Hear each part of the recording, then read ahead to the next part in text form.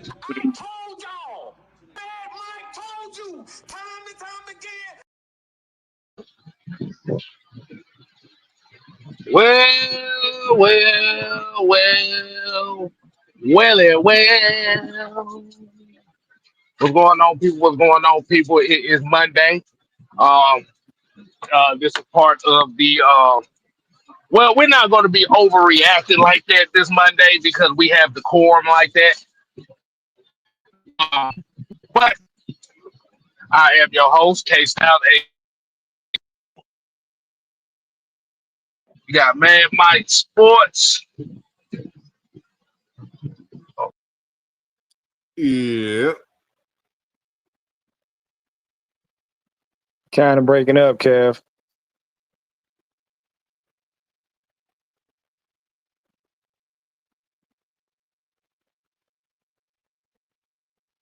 Mike, do you think Kev was in the cave? No, Kev doing some other stuff. Yeah, in the cave. Kev is in a whole nother alternate universe. Oh no, not the 616. Mm-hmm. My bad.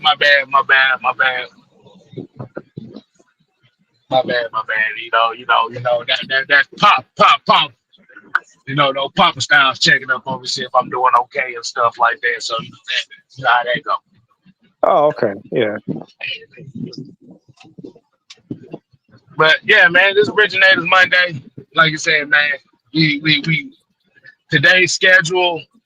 We just gonna be talking a little college football. Then we also gonna be previewing Monday Night Football as well. But if we do got some crash out moments ready to get off our chest, we can go ahead and start the show like that. Oh man. Well, how are you guys enjoying Crash Out Monday?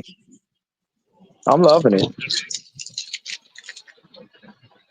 Yeah, the crash out is awesome.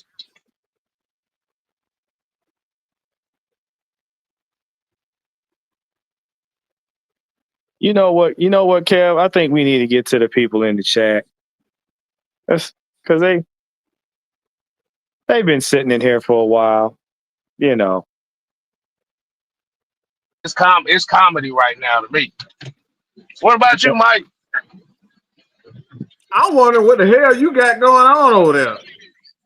Nigga, don't worry about it. You getting your top crop over there? Wait a minute. Nah, if I was getting my top crop, I wouldn't be on this motherfucking show. Wait a minute. If I was laying foot in the forehead, I wouldn't be on this show right now. You know what? I don't know nothing about no foot in the forehead. All right. You know what? I'm gonna call the audible since you two over here want to have afternoon confessions. I'm gonna talk to the people in the chat.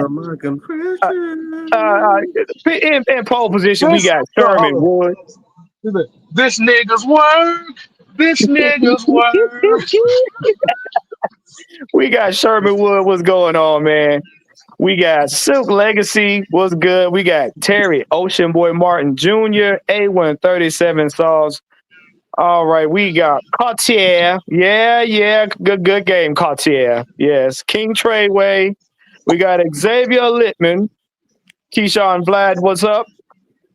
We have Scotty Robinson. What's going on? We'll be fine, Scotty. Don't worry. We got Miss Sonia Howe. Hey, Sonia. We got Floyd Donnelly. Wait a minute. Who is that? Harrison. What's going on, Harrison? All right. We got ATL Leo, one of the family. We got Robert Ponda. Harrison hit the pistol. And we have John St. Clair. What's going on?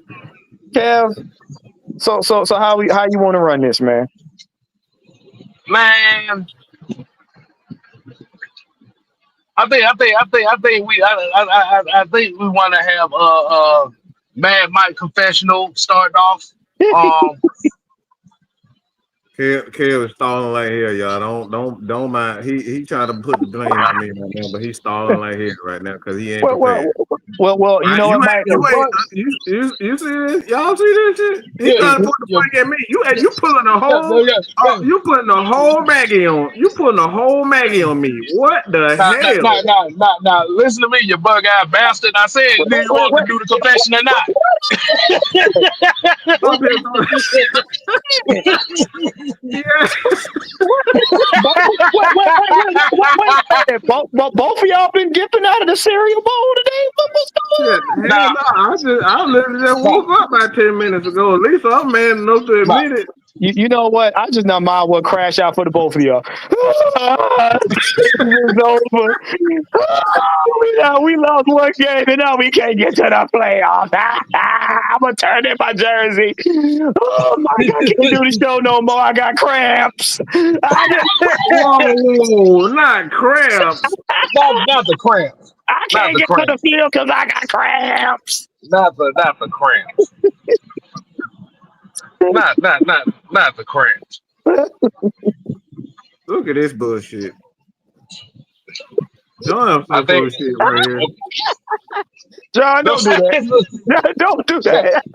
The fact that look, the Falcon fans that already done called for ICE to deport his damn family. Shit, yeah. That's wild. That's some wild stuff. Look, I want to thank everybody on the Falcons, the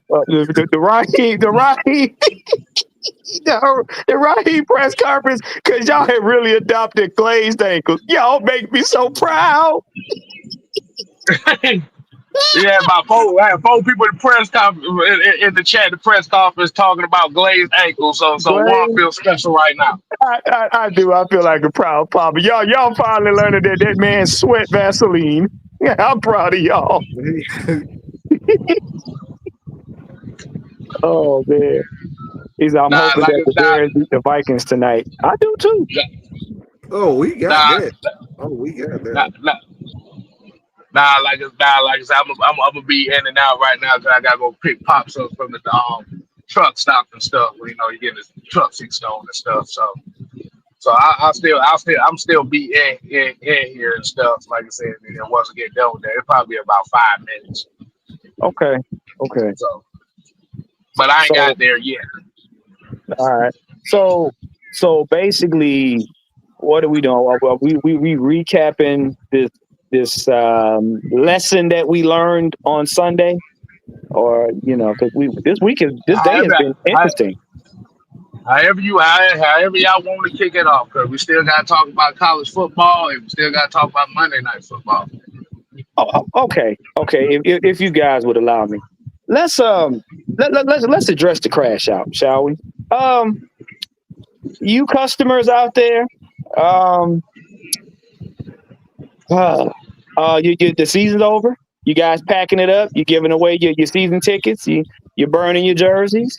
I heard some of y'all was out there having maxi pad parties. Y'all were crying in service. What's going on? I mean, because did you do your homework? I guarantee you didn't. Did you know that there are 3 other teams in the NFC South that lost? We're number 3. Did you look around the league? Because if you looked around the league, I don't see too many teams in the league that had a good first game. There was a select few.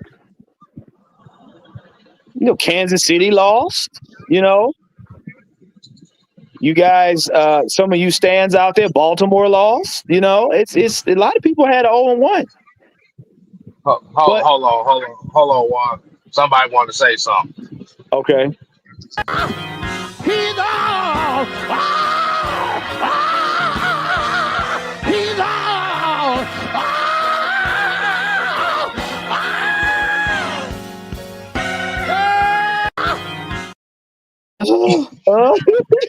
Yeah, that's how some of y'all sound.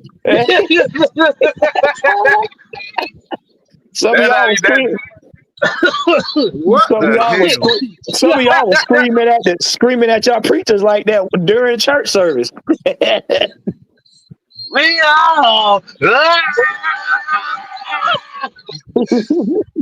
But for real, I mean, but you season ticket holders and some of you customers, y'all was talking about, how Kyle Pitts wasn't shit. Kyle Pitts ended up being the guy that was doing the mushing. You know, we talked about Ray Magoo. Ray came up with a nice catch.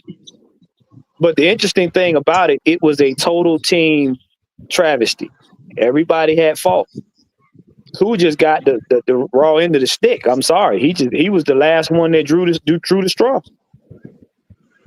But if you guys are we got 16 more games to play. If you guys are gonna hang it up now, you might as well sit the season out.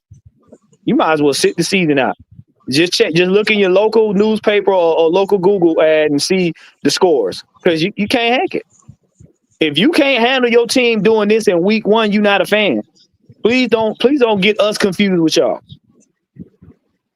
See, because customers are entitled. Fans understand that, hey, we're gonna lose games. That's the part of it. That's just a part of it. I'm fine. I mean, what about you, Mike? I mean, you know, I don't think I was on top of my roof screaming like that. Were you?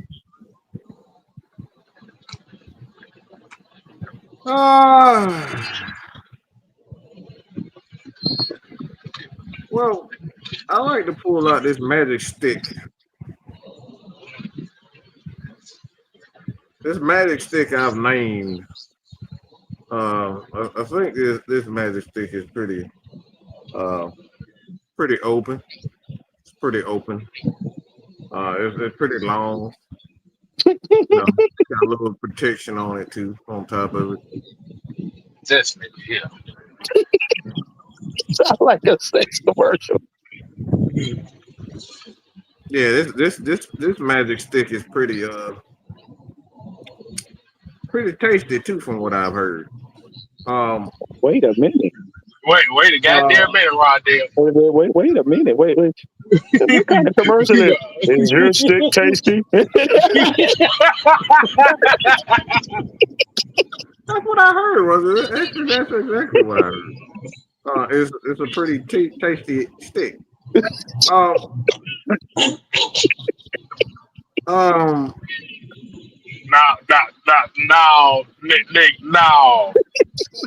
No, nigga. No, you get muted for that shit for 10 seconds, motherfucker. We ain't doing that shit.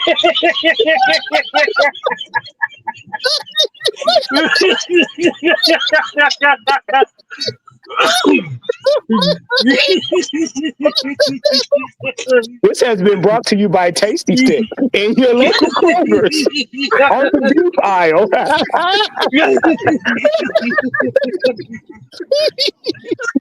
All right, man. Go ahead, Mike. These things. Hell no, I forgot what I was about to say that shit. You didn't scare Xavier Lippin. I've done my job, goddammit. You scared that I've done my job. That was bullshit. That was bullshit right there, boy. Oh man, quit saying That was bullshit. Oh man. Hey, legit, LT said that was egregious. Off his whole show. I'm just Oh man, LT said that was absolutely egregious. Might live up to his phrase. You're not going to embarrass me. I'm gonna embarrass myself. Right? he is definitely the freestyle king. Yeah. All right, back to our regularly scheduled program. Hey, tell us in chat, go to have nightmares now.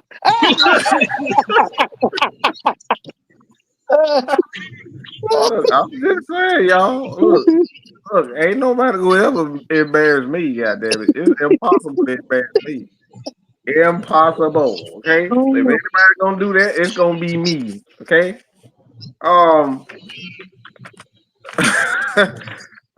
Hey man, look. In all seriousness, this fan base. I mean, I'm most embarrassed about it. Well, I don't even say embarrassed because that's not even the right word. These Falcon content creators, because I'm not a Falcon. We're not Falcon content creators. Nope. We're the Falcon content creators. they're pretty much known. Let it be known that we don't deserve to be graced in their shitty ass presence. So fuck them and fuck anybody who's called themselves a Falcon content creator because I'm not in that group. And today I've made it even more. I made it even more known that I don't fuck with y'all. I don't fuck with anybody that call themselves a Falcon content creators because a lot of you motherfuckers have placed the blame on one person, and it's absolutely disgusting. It's people that call themselves super fans. It's people that call themselves fans, um, fans of players. There's people that call themselves coaches who, whether they coach little league, high school, or college, shit, whatever the fuck you've ever coached. It's y'all motherfuckers that is pointing the finger at our Asian friend. And granted, does he deserve a lot of blame? No, he doesn't deserve a lot of blame. Does he deserve blame in itself? Absolutely, he does. But any son of a bitch that wants to point the finger at Young Wei Koo for a loss, there's a thing. From the best of my knowledge, didn't the Atlanta Falcons have a lead? Yes, they did. Yeah, they did. So Yep. if they had a lead, right? Mm-hmm. What is what? And we're talking about the fourth quarter. They had the lead, right? There was this left-handed guy. I believe that he plays quarterback. Did he run the ball into the end zone? Did we see that? He actually, you know what, to make your term that much more important, he threw himself on the line for the touchdown. Yeah. Okay. He wanted to fly like an He gave- eagle. He what people like to consider in the quarterback term, he gave up himself for the touchdown. Okay, so he did do that. Mm-hmm. That's very interesting.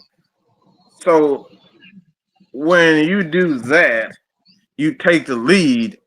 What part of the team is supposed to stop the other team from scoring? That would be the defense, if my memory serves me correctly. That was supposed to be Matt Ryan to stop the deep. Okay. Well, yeah, I think he was in the booth commentating on something. No. I think y'all wrong. I think y'all wrong. I thought Jeff Ulbrich was supposed to stop the defense. Wait, you mean to tell me that little man was going to get out there and stop 10 other men? Yeah. I've seen it before. I've seen Kirby Smart get on the field and jump and wave and do all that shit. I've seen Mike Tomlin get on the field and trip up and down on the sideline. I've seen him do it. You know what, Mike? You are absolutely correct because I distinctly remember in 21 when Arthur Smith was breakdancing on the field on the 50. I remember that. Yeah. So everybody wrong. It's Jeff Ulbrich's fault. He's the one who's supposed to do that, right? Yeah. Brick theory. The brick theory is supposed to. He's the defensive coordinator. That means he's supposed to fucking do it, right? Yeah. To hold the lead. Or am I wrong again? Am I wrong again? I may be wrong, but I'm thinking that he was supposed to do that. So if the defensive coordinator was supposed to stop the defense or stop the offense from scoring, then why are we pointing the finger at Young Wei Koo? Because the game at that particular point was when they got the lead, like Young Wei Koo, it would have tied the game up. So the Falcons still wouldn't have won the game if he hit that kick, right? You know what, Mike? You know what? And that's that. I know we all like jokes, but that is the funniest joke. If Young Wei makes that kick, we are tied. Not tired, we tied. We tied. Now, here's the other half of the joke that most people aren't going to speak on. There was no guarantee we were going to win in overtime. Y'all had a hope that we were going to recreate 509 in overtime. That's the joke. That's the joke, because it would have played out. Because now, I'm gonna go back one. Guess who would have won the game the same way he won the game in 509? Kadero Hodge. He Huh. missed he missed the game-winning touchdown when it was slightly overthrown by that left-handed guy that Mike spoke of. That would have won the game. And then you would have had Cordero Hodge being a hero for the second time. Yes. So is it safe to say that Young Wei Koo doesn't deserve that? Not all of it, because it was a team. This was a team loss. Yes. Yes, it was. Okay, so we got another. I got another question. Was there 2 defensive guys or 3 defensive guys, 4 defensive guys that could have had interceptions at certain times? Am I right? Kev, what you think? But I think absolutely. Yeah, let me see. Xavier Watts, 1, Hmm. AJ Terrell, 2, Hmm. Mike Hughes, 3, Hmm. Kate Nellis. 4. Hmm. Those were interceptions that were dropped that would have prevented the team from actually proceeding. Huh? This is a very interesting one. I find it very interesting that you got 4 other guys that could have done certain things, and we're blaming we blaming all this stuff on the Asian guy. Right. Right. And I indubitably. And then I find it egregious that in this climate and in this day and age, when you just seen a host of quote unquote engineers that were already here legally get called on by a Karen in the government, y'all want to call ICE on this man? Really? Really? How you call yourself a fan? How you call yourself a fan? So now you mean to tell me we got customers named Karen? So y'all some Walmart Karens now? This what we doing? Mm-hmm. Cause I don't care how bad we lose, and I'm gonna say this. I don't care how bad we lost yesterday. It wasn't nothing compared to what Baltimore saw. How you put up 40 and lose to 41? That sounds like something we dealt with in the teens. Yes. We lost by 3 points, and we fought it out to the end. We just didn't come up with it. So how are y'all having a whole meltdown? And yeah, it's cool to blame the last guy to touch the football. Yeah, we get it. But nobody talks about the 18 other mistakes that happened from the third quarter to the fourth quarter. Nobody wants to talk about that. Nobody wants to talk about the Drake drops and the pass misses and the tackles we didn't get, the contains we didn't utilize, the interceptions we didn't get, you know what I'm saying? The 3 and outs we didn't maximize on. Oh no, yeah, the play calls, the inappropriate timeouts, you know what I'm saying? The penalties. We don't want to talk about that because that's too much like right. That's very interesting when we see this, and I appreciate it. For the 1 year, all right, 1 year. Pick up the pieces. He became a Mike member. Like I said, man, we do have content, and I'm going to continue to put out more content as it come out. Like I said, right now I got quite a few videos on a few quarterbacks, Jaden Daniels, and some other things that I want to talk about. But like I said, man, we actually want to do more live shows for members, right? Where you guys can come in and speak your piece, ask certain questions, and actually, y'all direct the conversations and the topics that we want, whether it's NFL, college, or anything else, as far as wrestling is concerned also. So appreciate that. Like I said, man, just Like we like to call around here. Let's say around here, smoke a blunt a month with your boys. All right, it just costs Absolutely. $1.99, and also you can check me out on Instagram. I'm going to put out a series of video clips.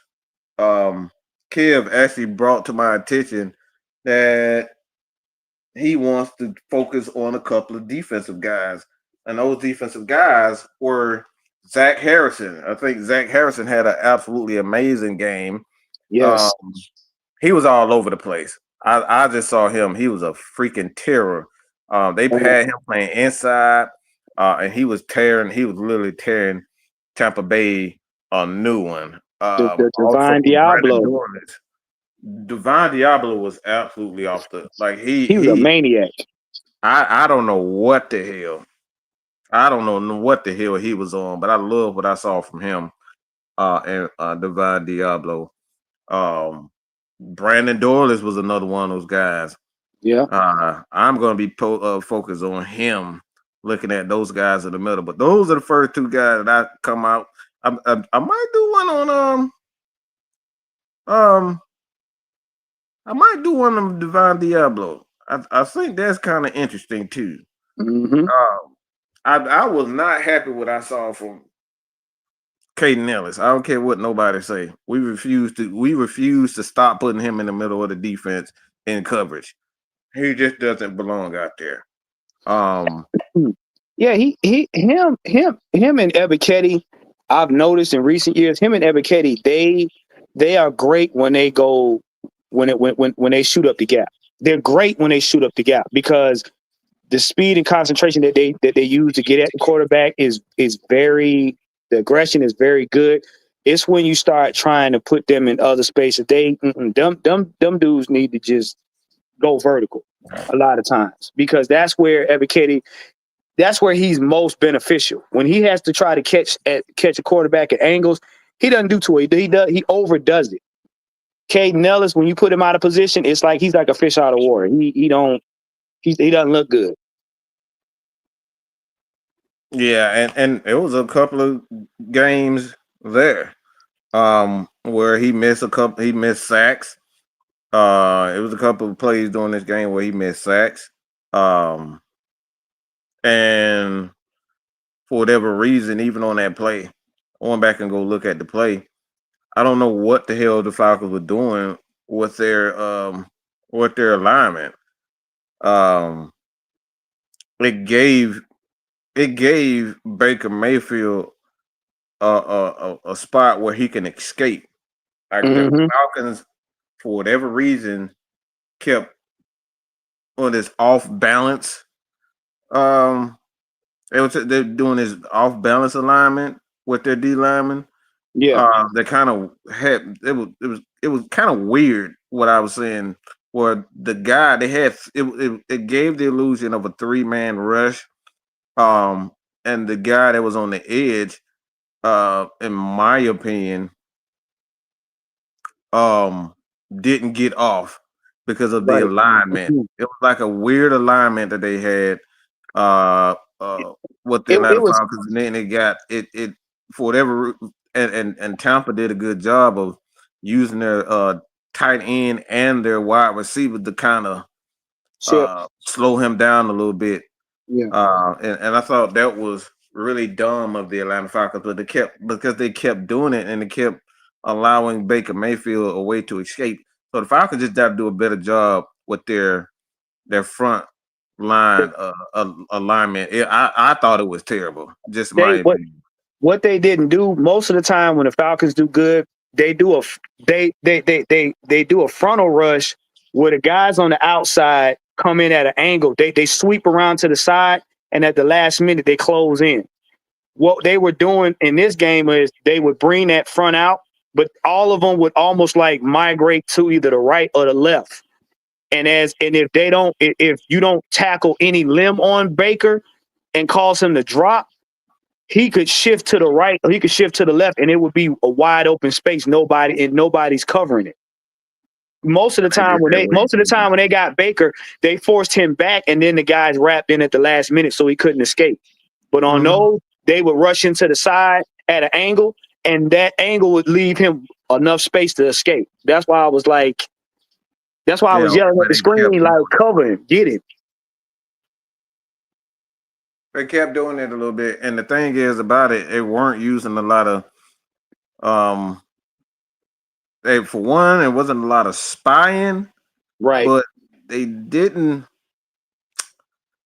For whatever reason, I just didn't see the Atlanta Falcons using that. They weren't looping. They weren't using a lot of stunts. Excuse me. They wouldn't use a lot of. They wasn't utilizing a lot of stunts that I thought. But I didn't. I didn't see enough stunts, in my opinion, with the Atlanta Falcons. And like I said, I know it's week one, but I look. I wish I would. I wish I could punch every kid in the face.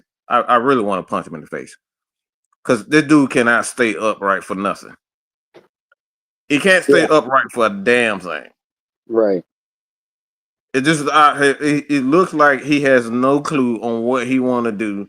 He's just out here just pressing. You know how little 5-year-olds, they think they playing video games. They think they know how to play man, and they grab the controller. They just out there just pressing buttons. That's what every kid looks like. So you mean to tell me every kid he had the controller upside down? He was just hollering and screaming. Look, he was pressing the wrong buttons the wrong way. I don't know what the fuck he was doing out there. You remember the conversation we had earlier today? Ebiketti's problem, and this is why I said what I said earlier. Ebiketti overcommits. He overcommits. He's skillful when he's not thinking.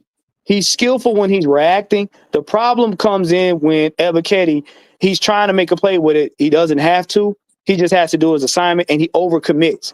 That's when you see when you see a defensive lineman or pass rusher, and they hit bad angles, they're overcommitting. Because what's happening is they're seeing the person in front of them, and instead of being in front of them, they're watching them go by. Because why? They have maximized the speed instead of trying to slow down enough to where if they shift, you can keep up with them. It's almost like coverage.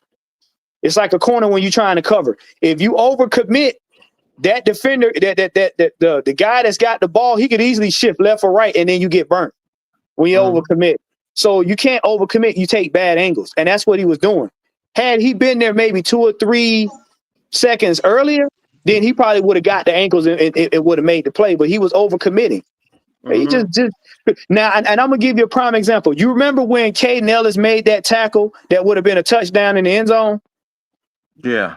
You remember how Caden Ellis got to he got to the guy, and then he kind of did that little foot tap that they do in practice, and he was going from left to right, and as soon as the guy shifted, he shifted with him and made the tackle. If you're running at that guy to stop him and he shifts, guess what? You get burnt, and that's a touchdown. That's overcommitting. You got to slow down enough to keep the guy in front of you, or at least near you. So that's his problem. That's why I say him and Caden Ellis are better when they're shooting the gaps, because when they shoot the gaps, it's all business. 9 times out of 10, they're gonna get home. And even Ebiketti with his wild way of playing, he's gonna get home. But when you got him in open space, he gets sloppy. I hate to say it like this, but he like one of them damn wild animals. Wild boy. He like them damn wild Africans that be in them damn racist ass movies. They be moving and screaming. That's how you talking about. No. We're not doing that. That's what he's like in the movie. I didn't say he was real. Damn. I didn't say that it was real. Like, we're not going to compare that. We talk about Arnold Ebiketti, right? Yeah. That's how he played. That's how I said that's how he played, because he's all over. Kev, he played like them cartoon pygmies. I didn't say that's what he was. Shit, we all African. God damn it! If he won, I am too. Shit.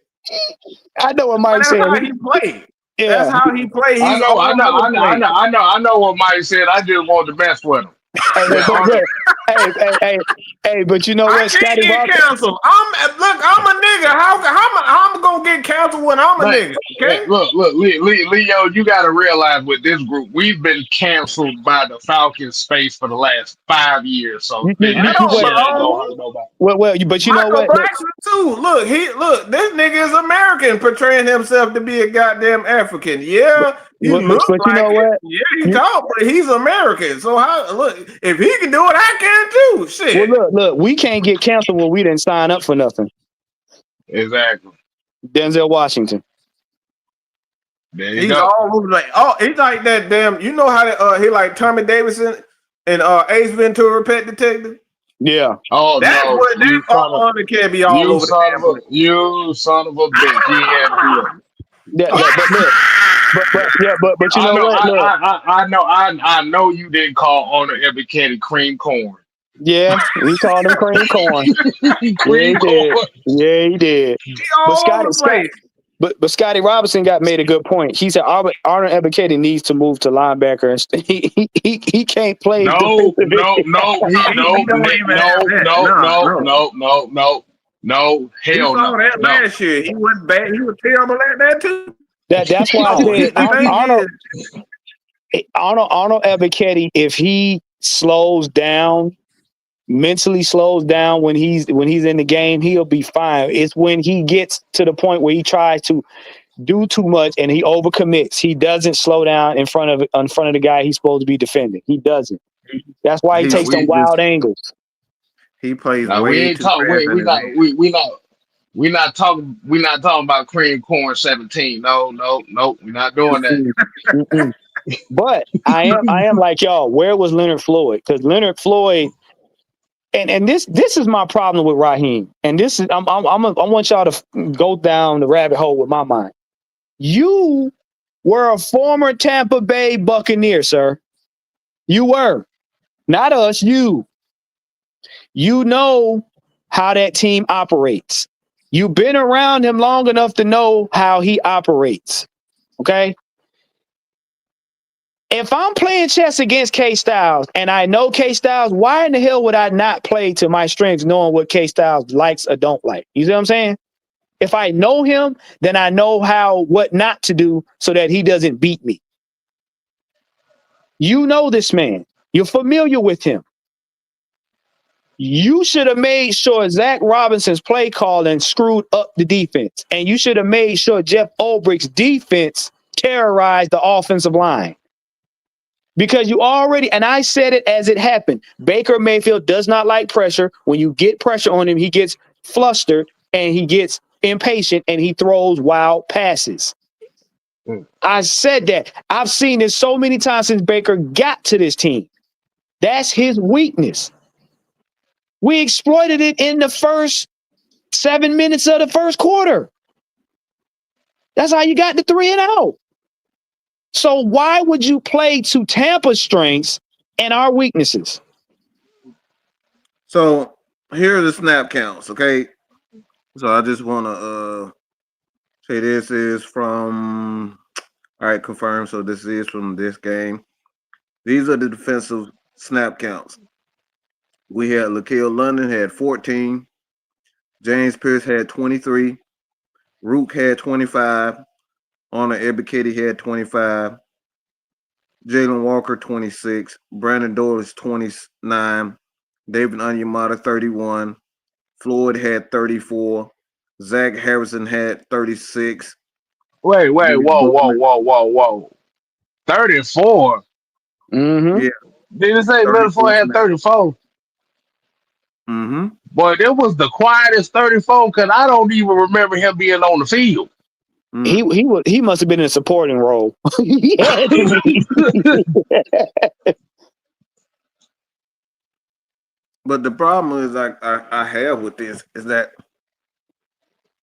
when we need pressure, and like I said, I understand that, but it looks like Jalen Walker and Pierce, yeah, they're getting, and I gotta break that down. I'm eventually break it down as far as, but I see 1, 2, 3 guys at the defensive tackle.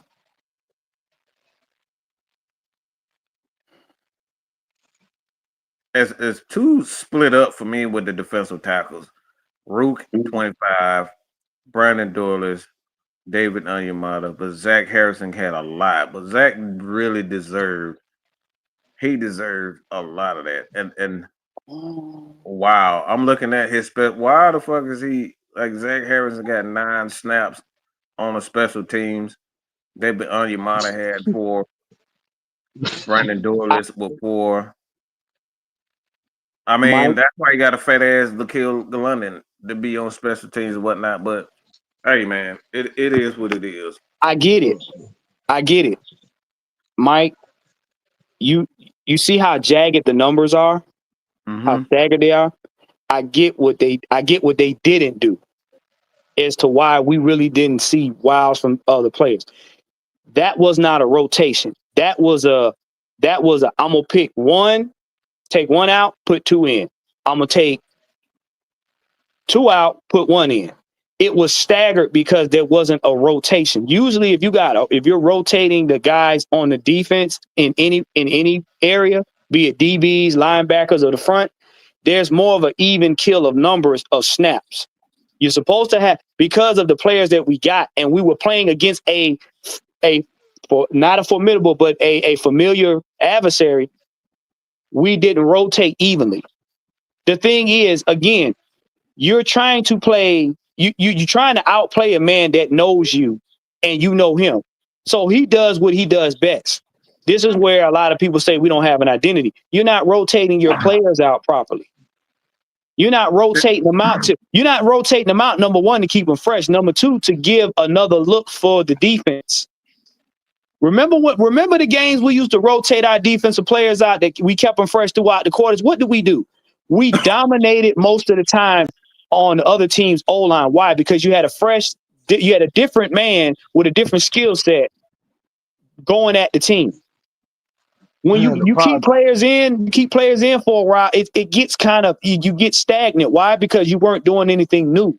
I got a problem with there's no clear number 1. Yeah, you're right. Yeah, like Keyshawn here said, man, somebody lying. Cause Right. I don't remember Leonard Floyd being on the damn field for no 34 snaps. I didn't either because you didn't even hear them call him. Because so the thing is, I'm gonna go back and what I saw a lot of imbalanced lines. So he was on the field, but what was happening for whatever reason, they kept overloading the right side of the offensive line with players.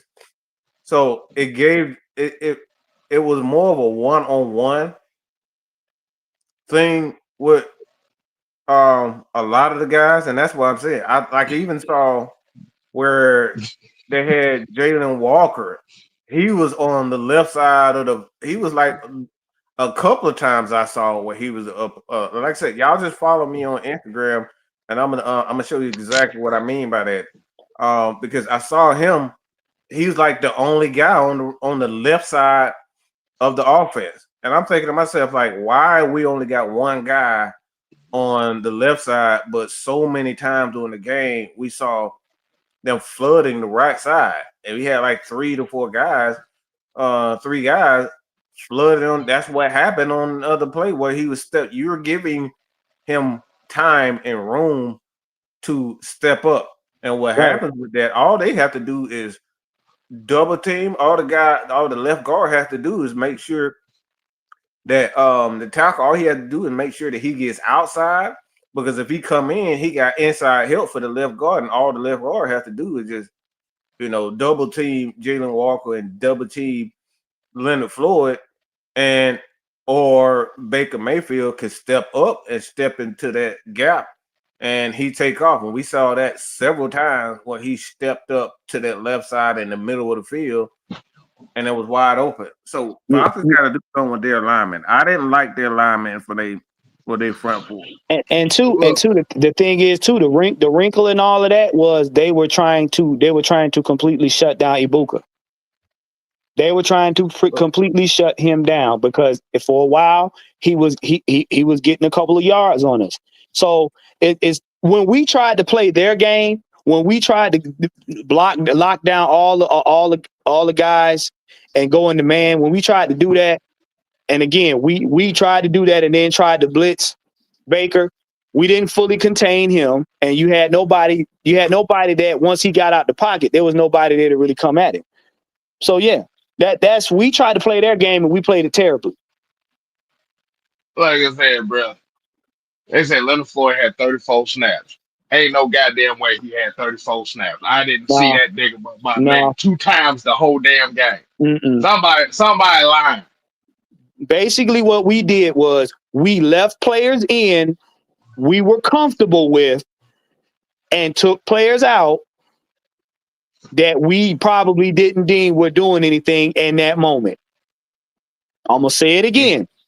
We left players in we were comfortable with, like we did last year, and didn't bring in players that should have been playing. You had no rotation. Anytime the Falcons have a defensive rotation, you keep fresh players on the field. Guess what happens? No cloudiness. You don't got people overcompensating and doing dumb shit because they're fresh-minded. You only leave players in once you get a certain front that's, okay, we don't need to break these guys up. They're good. You got to rotate them. You got to keep his offense off balance. If I'm seeing the same guys, guess what? The same guys got the same tendencies. And if you're a good OC or if you're a good DC, when you see tendencies, you know how to get over on the team. That's experience whipping talent. That's how it got ass beat. Yeah. Sherman Wood here said, I heard one of the Sucks content creators say that Pettis is going to be a problem. The sus year stew. The sus year To be stew. throwing their sides. Yeah, to be throwing at their sides. Yeah. Baker said that. Baker, listen, let me tell you something. And Mike backed me up on this. Every time Michael Penix was in the game playing, they panned over to Baker on the sideline. Baker had the oh shit look on his face. When we were driving down the field, Baker has a tendency to look up like, oh shit, here we go. He knew Mike was he knew when Mike didn't turn the ball over, he knew Mike was a problem. Yeah. They scared him. Yeah. All right, so yeah, let's go ahead and switch the subject here right quick. What's going on, Truth? Cause What's happening, man? What's happening? Shit. Everybody still breathing? yeah, man, we still fine. We still Everybody still fine. alive? Yeah. I think so. Yeah, did anybody need their shoelaces and fingernail files and ink pens and shit to have to be taken from them? Well, no. If you're wondering, I didn't turn my boxes in for no thongs. Is that what you're asking? No. No. We're gonna be talking about lavender fingernails later tonight. Okay. I mean, With Monday Night Football and stuff. But like you said, I want to go ahead and get into some of this college football talks. Kind of want to reiterate. Damn, I missed the Falcon talk. I had some real. I had some. If you got about 5 minutes, I say let you tee off for about a few minutes. Okay, well, let me tell y'all something. First of all, it's 17 games in the motherfucking football season. We just finished the first game. Second of all, we just played a divisional rival, a team that is a legit deep playoff run, maybe a Super Bowl contender. All right. And so when you got two teams that's playing against each other and they kind of mirror each other, they kind of make each other play ugly because believe it or not, it's a lot of Tampa fans pissed that they didn't blow us out, if that makes sense. Yeah. So and Baker said they look like shit. Oh yeah, by the way, I don't think they played their starters in preseason either. Y'all can take that motherfucker built-in butt hurt ass excuse. The only motherfuckers hollering that shit is them butt hurt ass motherfuckers. Stop playing fantasy football, okay? Don't put Bijan on fantasy football no more, you dumb motherfuckers. But guess what? Every team that we run up on, they gonna try to take him away. Stop playing Bijan on prize picks, okay? All right. Hey, take all that shit out of your fandom. Because that's what's wrong with a lot of you motherfuckers. Y'all try to make Zach Robinson look like look, Motherfuckers around here, you know what's funny? Motherfuckers around here just got a hit out on Zach Robinson. But the same motherfucker got a hit out on Zach Robinson, you adore Kyle Shanahan. And you's a fucking maggot. You're a maggot fan to me. Fuck you, fuck your mama, fuck everything you stand for. Okay? All right. You dumb motherfuckers. I ain't got time for that shit. Okay? And I was gonna fuck about you liking me or not. And in closing, I'm gonna say this. I will say we got growth as a fan base. We got progress as a fan base. You know why? Because now y'all done finally figured out. It took y'all 20 years to figure out that it was the offensive coordinator and not the quarterback. I wonder why. Eat a dick. Now I'm done. And And that that, is my the friends, yeah. the That conclusion. my friends is Chauncey has the meats. Boom, boom, boom, boom.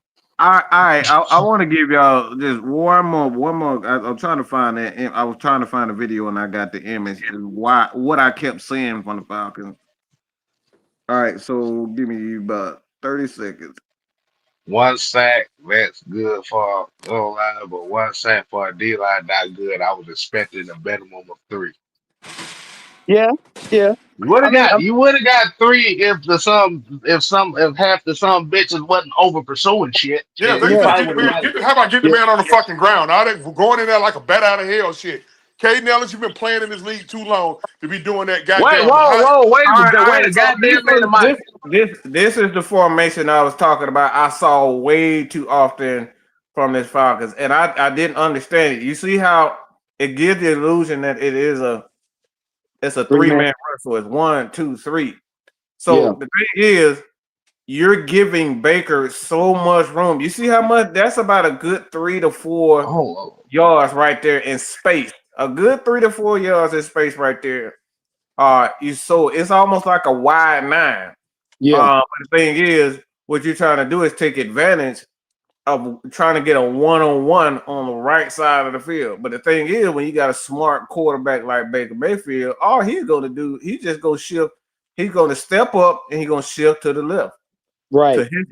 to his left, and Mhm. that's what happened so much on this play. Now, the thing is with this, you got to make sure that you have an elite edge, that we have an elite edge. And right now, we don't know if we have that. And this is why this formation right here is so dangerous, is because of that.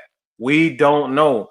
And the second thing, too, with this, Zach Harrison and Brandon Dolis did a very good job of getting pressure up the middle.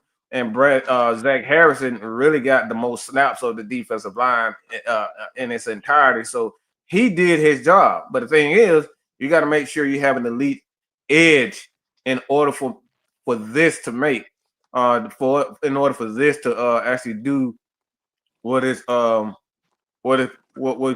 hope to do. But this is the reason why I'm looking at the Atlanta Falcons and why they got to do a better job of their alignment, because this alignment right here, you go back and watch the play.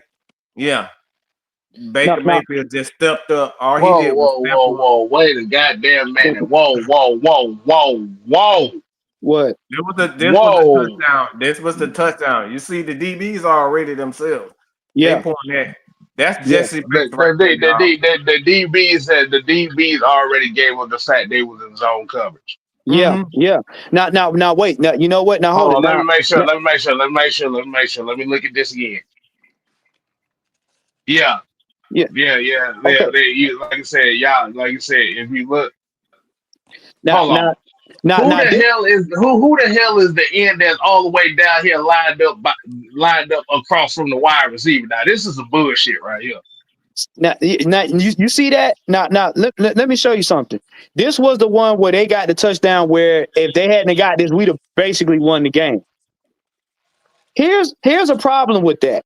That's too much room in the backfield for missed tackles, angles, and everything. When you got something like this and they got a minute left and it's 1st and 10, I'm trying to knock your complete block off. I'm trying to push you back. I'm trying to push you back at least another 5 yards or so. So that makes it even harder. Because here's the deal.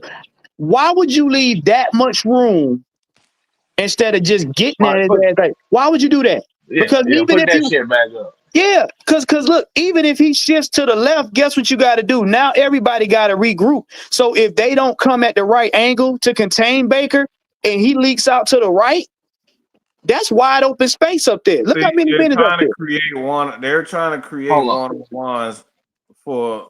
They're trying to create one-on-ones for the inside. But the thing is, the thing is with this formation, you got to make sure your edges get off the snap quickly. Mm-hmm. They have to get Okay. off of it quickly. Okay. So this is what I'm looking at here. Okay. Ibuka was on the left side of the formation for Tampa, right? Yep. Yes, When he scored the touchdown. Mm-hmm. yes. If you look at this picture right here, He's in the inside. So all Ibuka he's in has the to inside. do. See, this is why this formation is so dangerous in itself because you see, no, he's on the other side. So that is Mike. That's Mike. Mike Mike Hughes Evans. right there. He's Mike, already signaling to the safety. No, that's Ibuka. Mike No, Evans is on the I outside. get that. I get that. That is Mike Hughes on Ibuka. oh, But okay, what okay, he's doing, okay. he's already signaling to the safeties that he need help deep. So the thing is, Jesse Bates and Watts, for whatever reason, they sat on the routes. You gotta understand what the situation is in itself. They're trying to go for interceptions. They're trying to go for big plays and understanding and not understanding this first down. You giving up the big play right off the bat. Right. That's your job. That's your job as a safety is to prevent things from getting over the top. So right off the bat, I don't even know why the hell the safety's not even thinking, not giving up the home run right off the bat.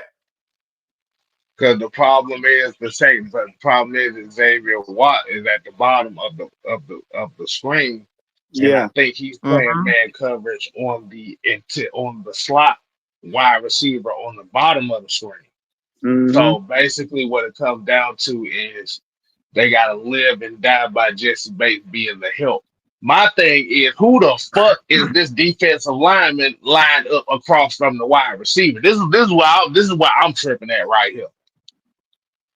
You talking about right there, where Boy, I nobody's in wish the I space had. but him. Boy, I wish I had a pointer.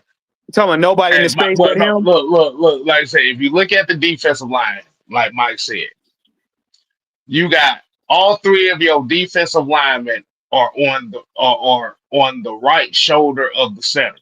Right. Right. I see The it. other defensive lineman is literally lined up across from the wide receiver that's in the slot. Right there Yeah. by the arrow. Right there on the arrow, the 1st and 10 arrow. Right. Uh-huh. You got Caden Ellis that's inside of that single pass rusher. The problem is with this, especially in this situation, is you literally given the left guard for Tampa Bay the free range to do whatever the fuck he want to do.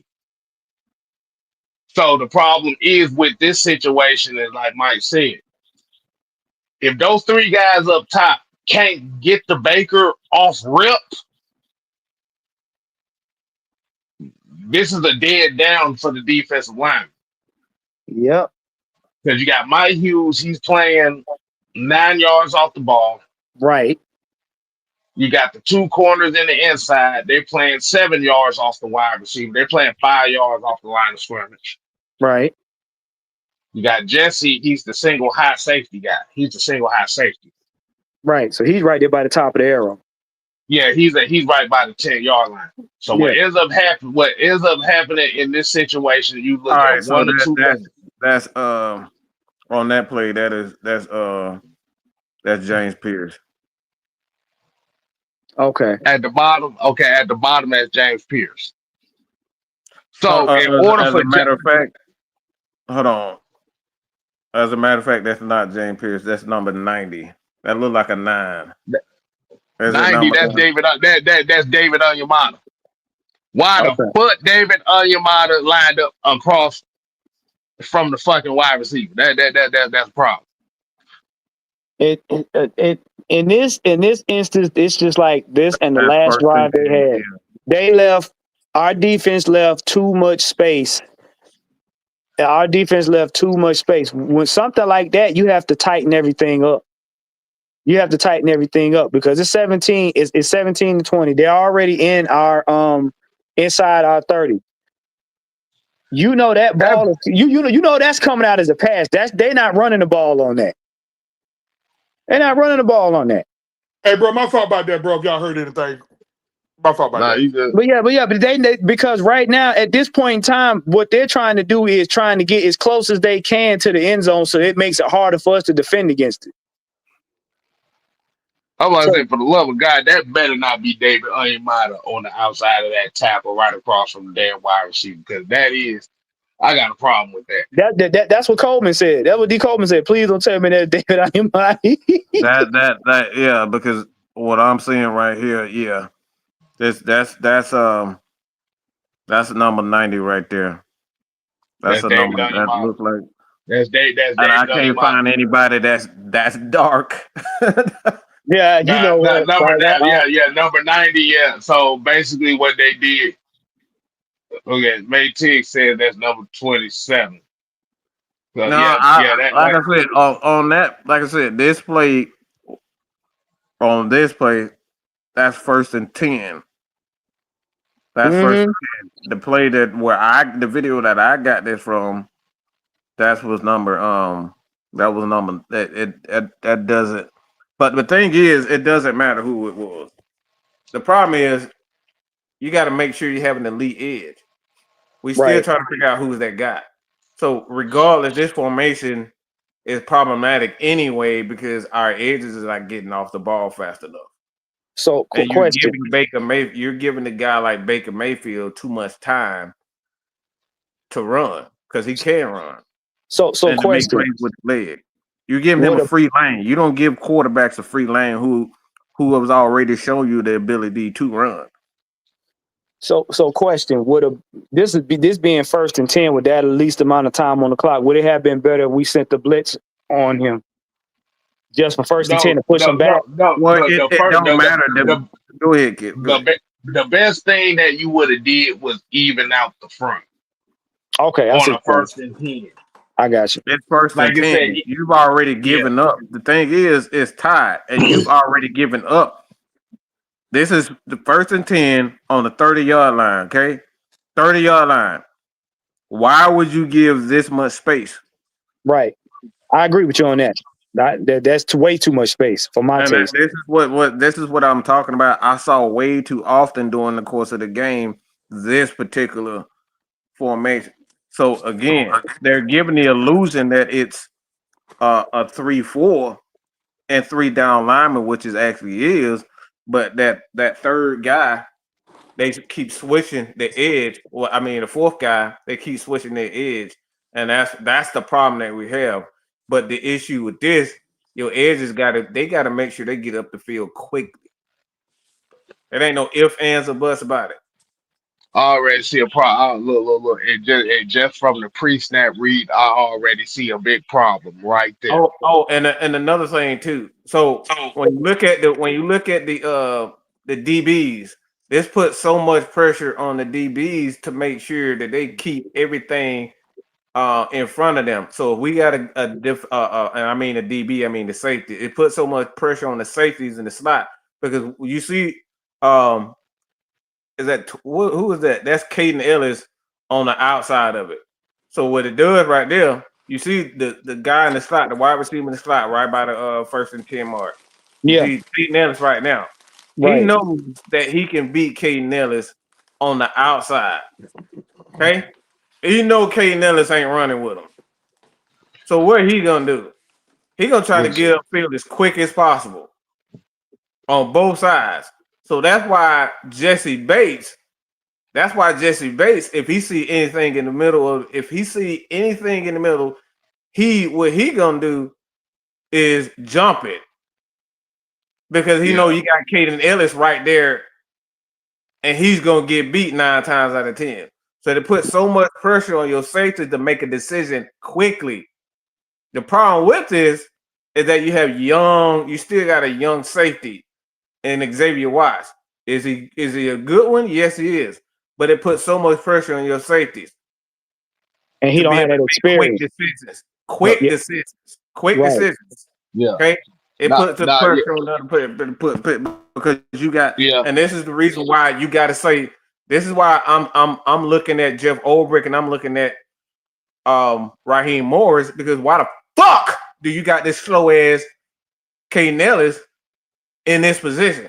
He is not an athlete. This is where Jaden Walker needs to be in, because he's athletic enough to be in wide receivers. I'm telling you, because I played DB and I played wide receiver. The thing is, I know I can beat Caden Ellis. I know I can beat him deep. I know he can.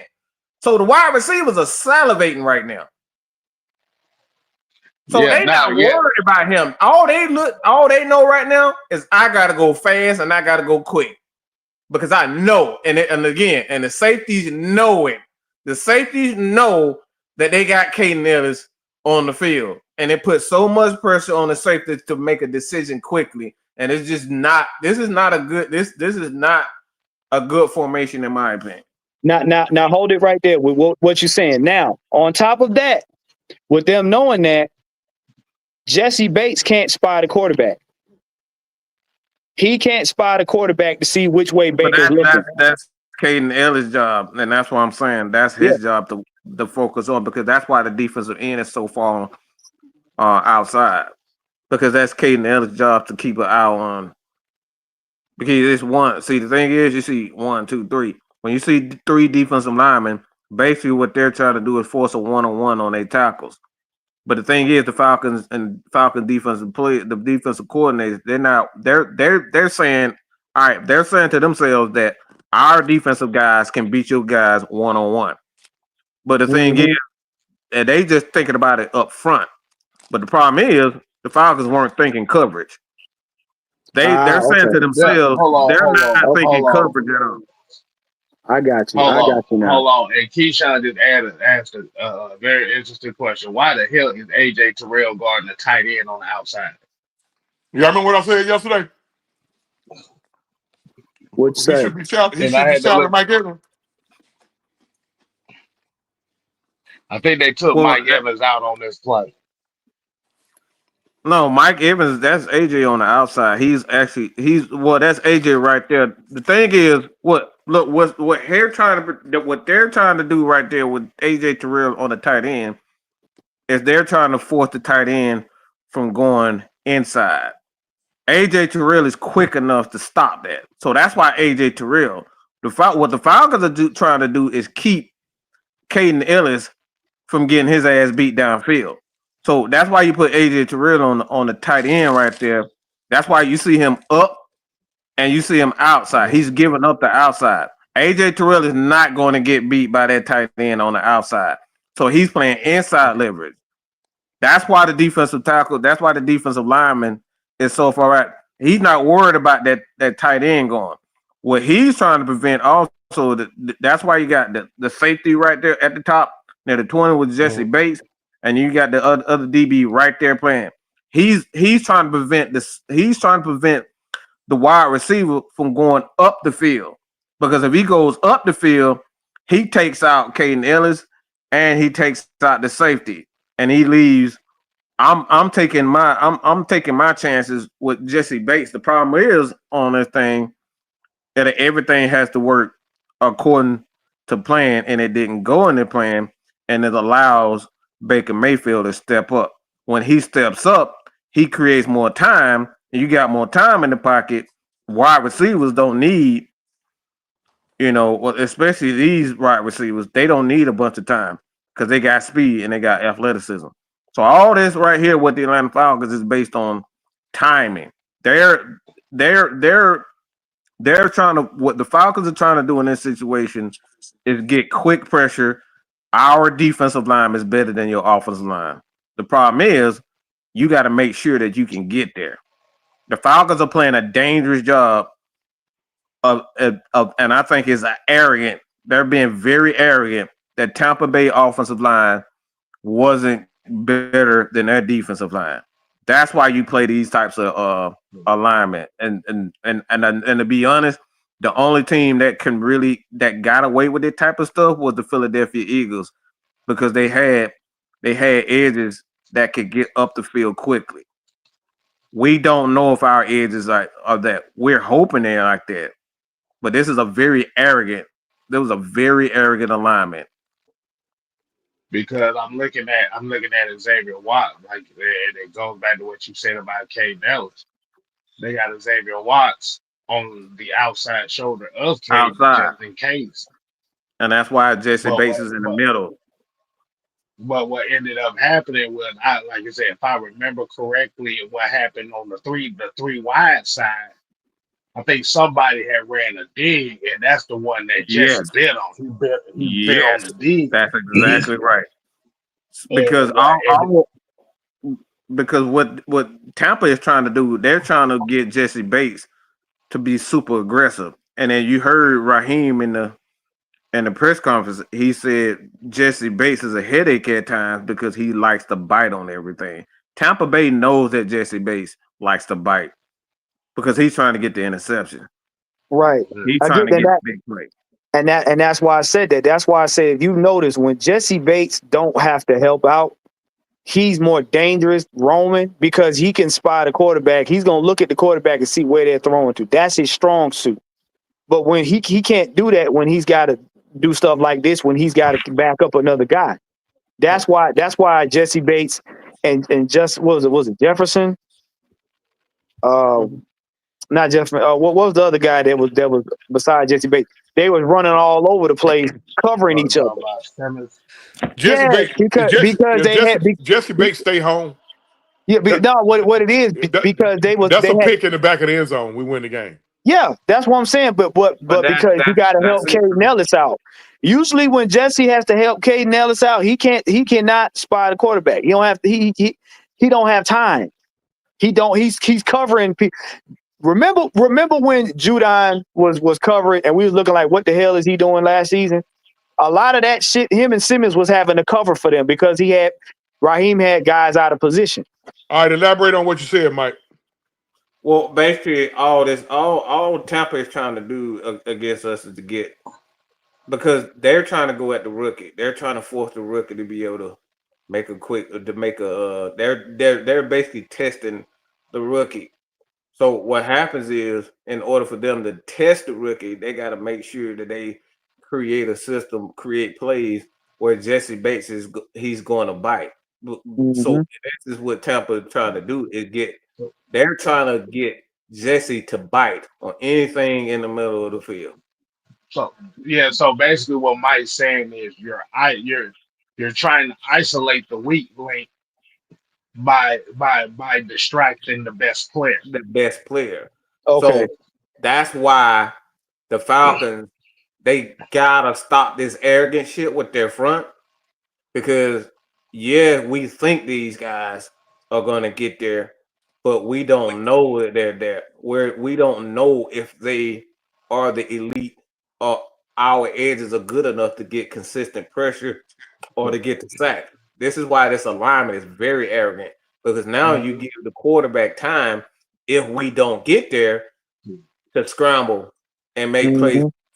And that's what Baker Mayfield is good at. So the Falcons are they're trying to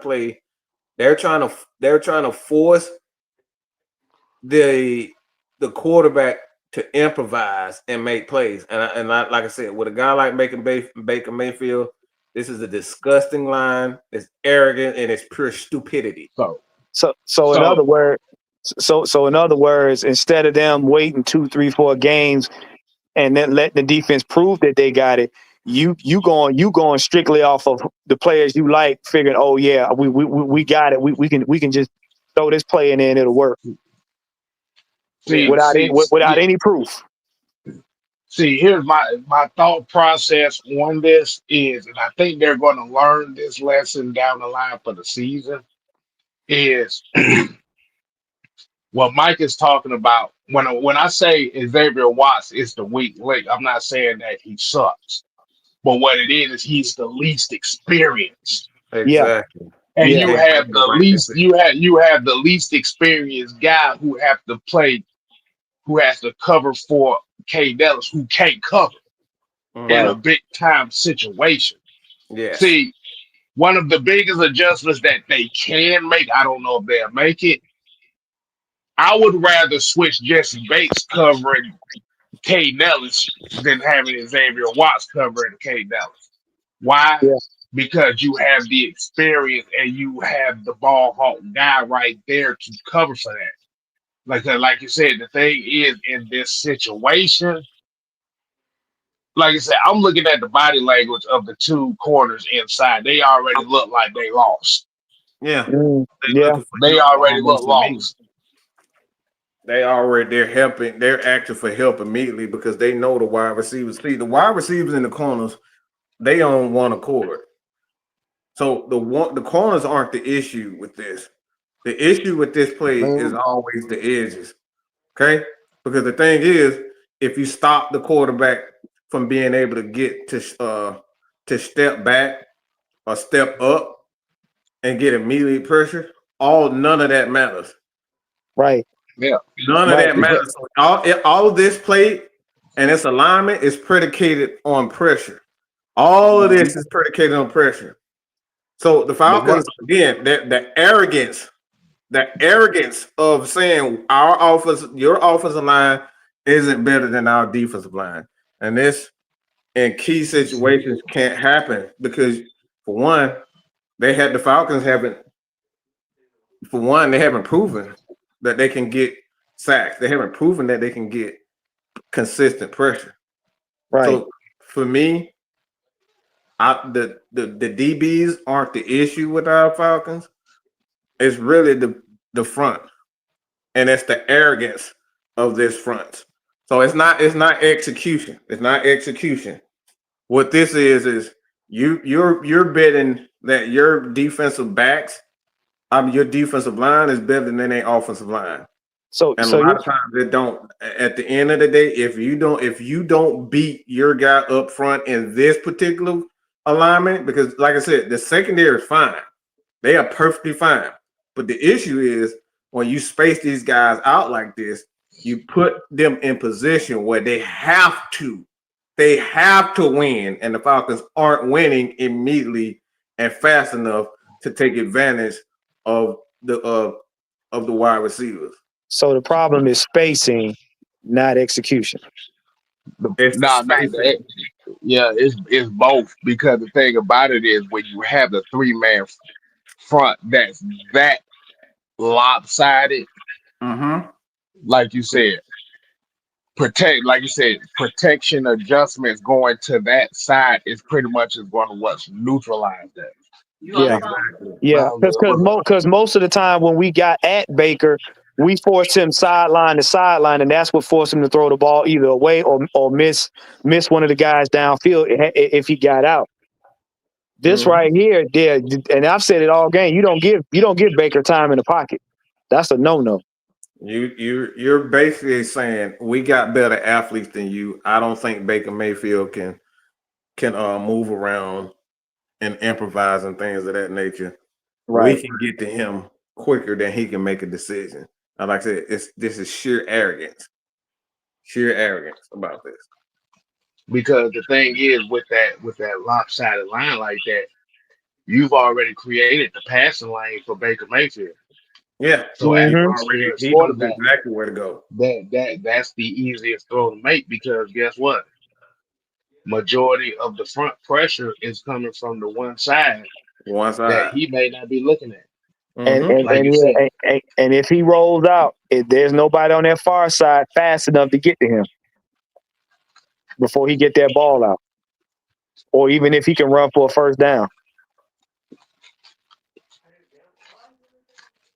So see that's now I know we went on way longer than we we wanted didn't to. even we didn't even cover shit that we were supposed to Shit talk that we about.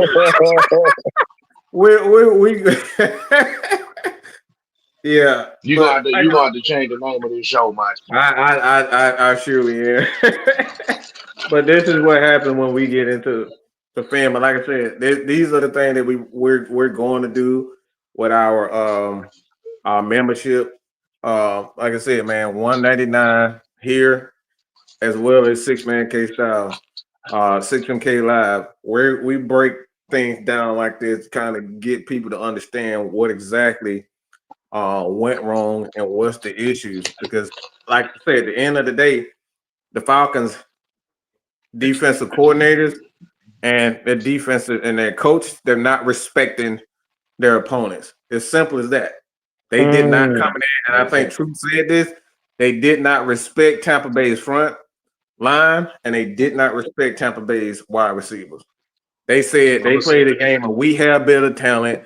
We got y'all. We can whip y'all ass.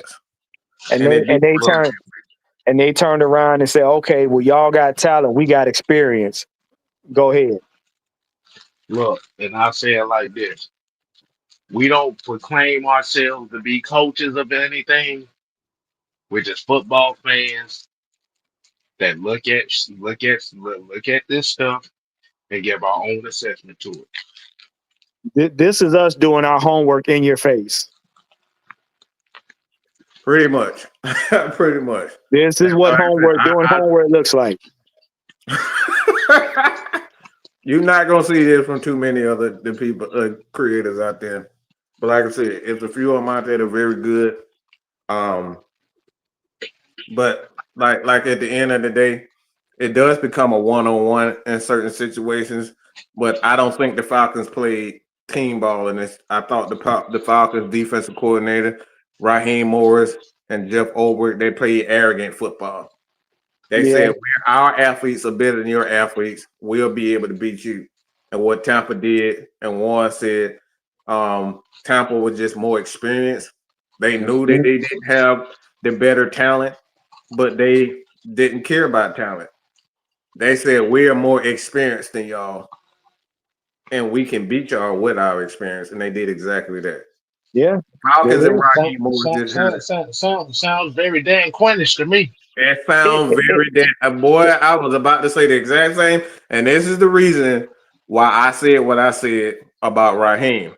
These guys, this is why the Micah Parsons and the other world don't matter, because at the end of the day, Warren says this all the time: experience will always beat talent.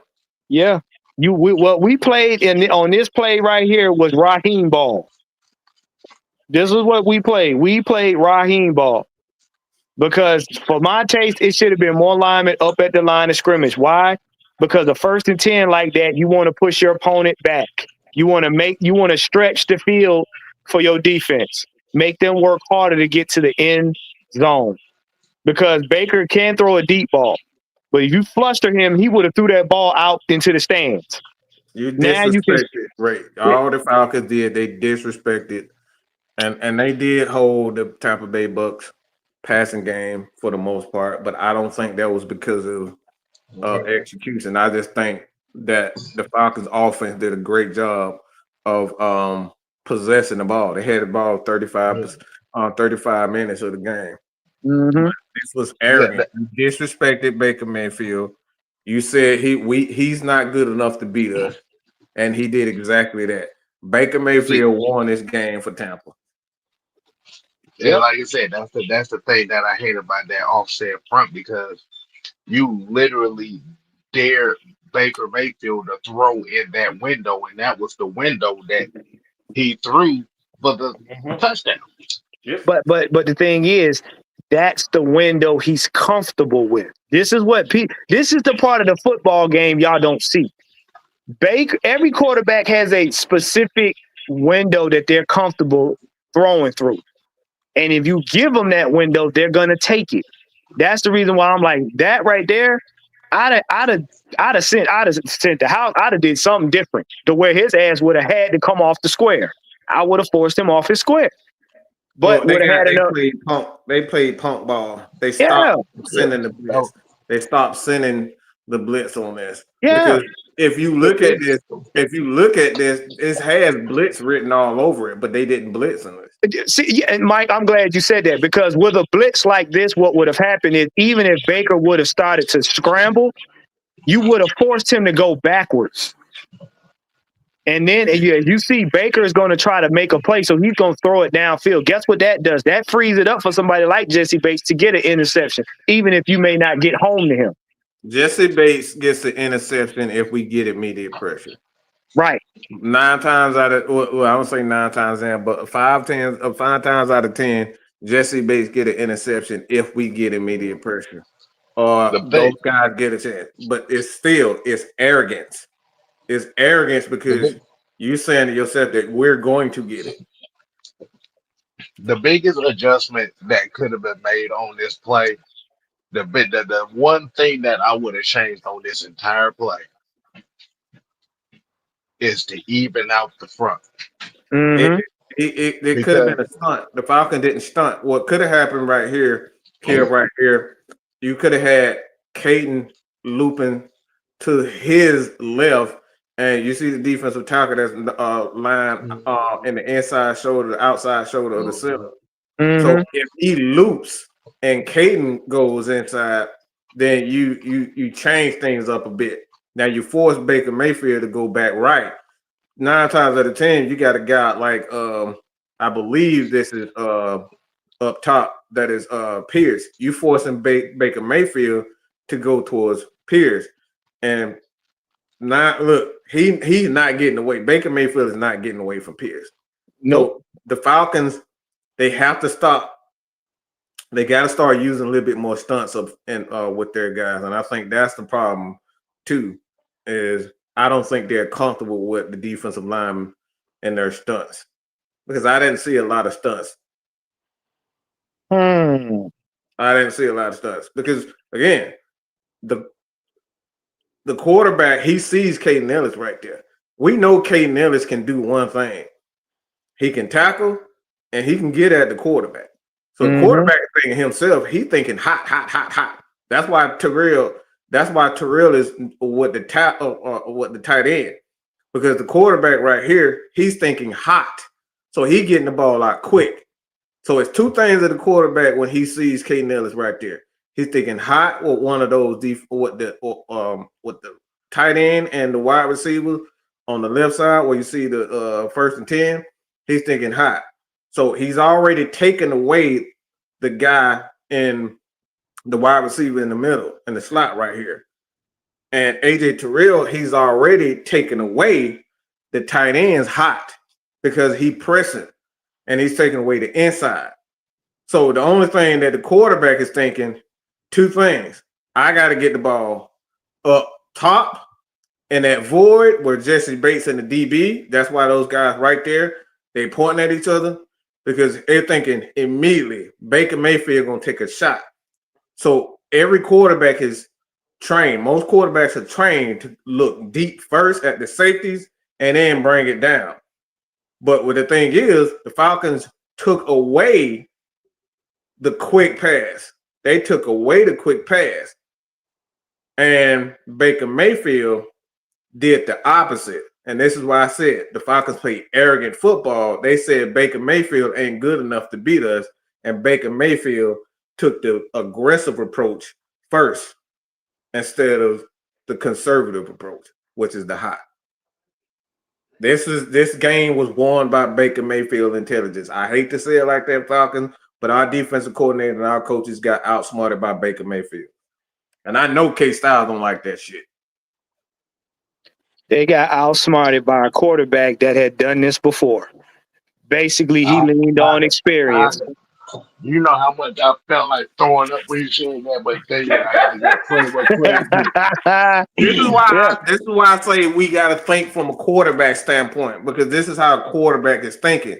A quarterback is especially a guy, how quarterbacks are taught. They always look at the safeties and they bring their way down.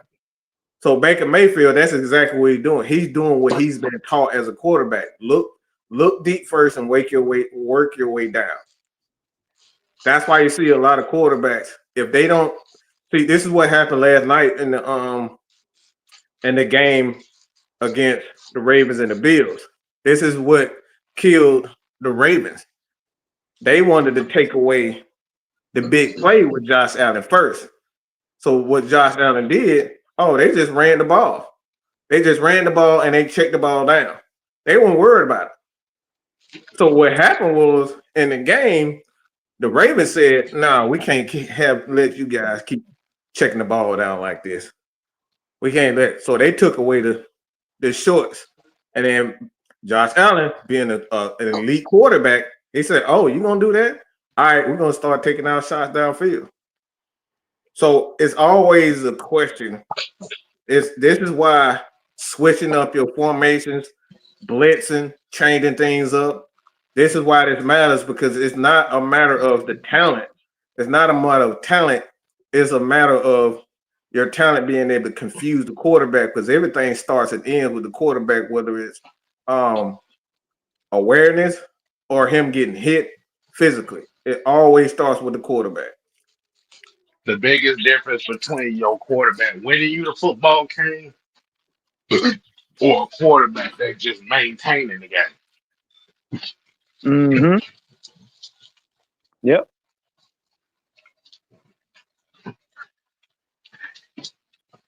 And Keyshawn here said that looked like something you'll run on 3rd and 20. Not first. Right there. Exactly. That right there. Because what you do is you've already blitzed on the 1st and 10, which means you push the quarterback maybe about 5 yards back. It gets them off their square. Next thing he's gonna do now is they may try to run the ball on the second down. Well, if you stuff them and keep them from doing that, now you play this wide, because now the quarterback's back's against the wall. His only option to get them out of this squeeze is to go deep. Yep. Now you can do this because now you got your DBs in the back, so that if he decides to go deep, there's somebody down there to make, to break up a pass or make an interception. You don't do this on 1st and 10. You want to push him back first. Yep. Baker Mayfield just outsmarted them. That's all it is. Like I said, like I said, man, that off front like that is whack, because, like I said, you give the quarterback a free window to throw to. Yep. See, like I said, if you have an even front, you have a guy that's occupying those throwing windows for the quarterback. So what happens is, if you have a equal front, Baker's not confident. I ain't gonna say he's not confident, but he's gonna have a little hesitancy to throw that ball exactly to Ibuka. Right. But like I said, with that off front like that, Ibuka is in the slot at the bottom of the screen. Yes. You gave Baker the window to throw that. Yep. And what ended up happening, and everybody know the result of that play, Xavier Watts thought one thing, he read it wrong, and the ball went over his head and into Ibuka's hand. Yeah. Like you said, while you have the 3-man side over there with the 3 wide receivers, Jesse jumped one of the end routes. Yep. Mm-hmm. He hesitated just for a smidge. Yep. And it opened it up. But like I was saying before, that's why I was open, because if you look at that defense, what do you see? And we need to get up on out of here too. But if you look at the middle, if you look at the middle of that defense, that's a wide ass open gap right there. Kel, that's what bothers me. That's what because this is what I'm looking at. All right, look at the time on the clock, 1:04. I look at the time on the clock. I look at the score where we at, and then I'm looking at where we're at on the field. Now, had we been closer to like midfield, then okay, I could see, this gives you more flexibility in case you mess up. But when you're inside the 30, it only takes one good pass to get in the end zone. Because guess what? If he get anywhere in the middle, guess what? There's nobody there for any kind of defense. Bruh, The Falcon didn't account for. Go ahead, kid. Go ahead. Bro, look at the middle of the defense though. Yeah. They You counted on. literally have a 15-yard radius between the quarterbacks, the corners, the safety, and the defensive line. Yeah, That's that's a a problem. bowl. That's a bowl. Yep. You telling me That's a problem. And you gave the quarterback a throw-in lane by offsetting the defensive line. you Yep. Kev, you remember what I used to say about about us being at the bins and you got your DBs out there in Riverdale? Hmm. It takes, I don't care how good you are or how fast you are, it takes effort to run towards your target and then keep up with them in coverage. It only takes a hip shift and you can throw a man 5 yards off of you if he got to run at you instead of run with you. Well, the problem with See, this is that they don't, and this is why I think a guy like Rex Ryan is one of the smartest guys that ever play, they ever coached the game, is because this is easy. This is easily fixable. All you have to do is send AJ on that blitz right there. You send him on the blitz, and what you do is play a cloud. Defensive coordinator don't like play a cloud, don't like to cloud the ball anymore. They don't like to cloud the field. So basically, what a cloud is, what you do is shift. You shift your safeties to one side, and you send a blitz right there to the bottom.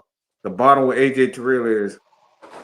You send him on that blitz, force him to go right at James Pierce. So he has to do one thing: step up. He has to step up. And 9 times out of 10, if you have the better defensive tackles, which a guy like Rex Ryan has, he know that his defensive tackles are going to get inside push. So all he has to do is force that quarterback to go right. That's what you want to do. In this situation, the Falcons, with that space in the middle of the field, you force the quarterback to go left and and step up. you got Southside over here talking about AFN film sessions, but Keyshawn Black said the Jags traded Tank Bigsby to the Eagles. Mm, That's not surprising. I told mm. you, they did that. That's a damn good acquisition because I do like But Tank Bigsby. they saying that look, that's the thing with when you had them 2,000-yard season, that takes a toll on your body. Saquon is not going to be able to hold up. I saw a completely different type of Saquon the first game. It's the first game of the season. That's the reason why they did that. To preserve, they want to That's why you preserve saw a him. lot of that's why you saw a lot of Will Shipley in that backfield in that first Yep. game for the Eagles. Yeah, because what it is, and I hate to say it, but it's what they call the luck of the draw. Now that Bijan, Derrick Henry, and Saquon Barkley are 1, 2, and 3, they were the top 3 running backs in the league. Teams are going to be game planning for them. This is the reason why Kyle Pitts was able to do what he was able to do in this game. Because their whole game plan is we're not going to let Bijan beat us now. We're not going to let him, and this is going to allow Kyle Pitts to eat. Bruh, look, we need to get like I said, this shit We'll be here all day hold watching on. it. But like I Hold said, on, look, I'm looking at this picture, and the more I keep looking at it, the more it's just disturbs me right now. it's arrogant. I got- told y'all, didn't I tell y'all this was Dan Quinn Jr.? I've been telling y'all this. He plays arrogant. He's an arrogant fucking prick. He's gonna do what the fuck he want to do, how he want to do it, because he believes in his soul that nobody else is better or smarter than him. He's an arrogant fucking prick.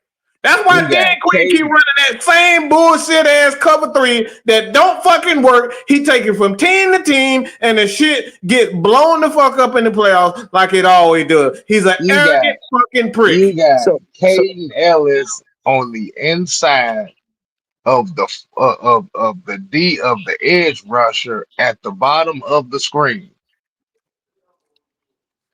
Know damn well you ain't blitzing no damn Caden Ellis. This is called the glaze my ankle play of the game.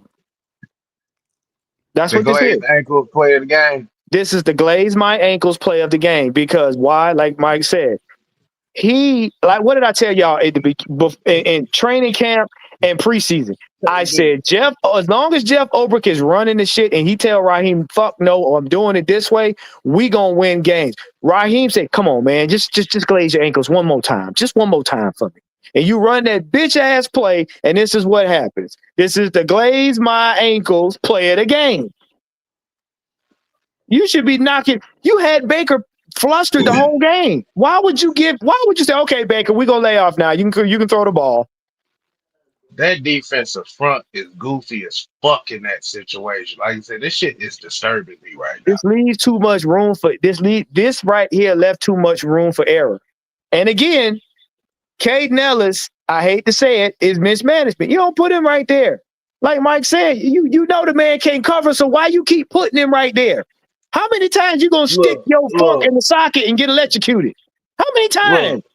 You said Jalen Walker. Like I said, Divine Diablo. Hell, you could have put another goddamn safety right there if you needed to. You could have put my grandmother in a wheelchair right there and she'd have got there faster. You know he can't cover.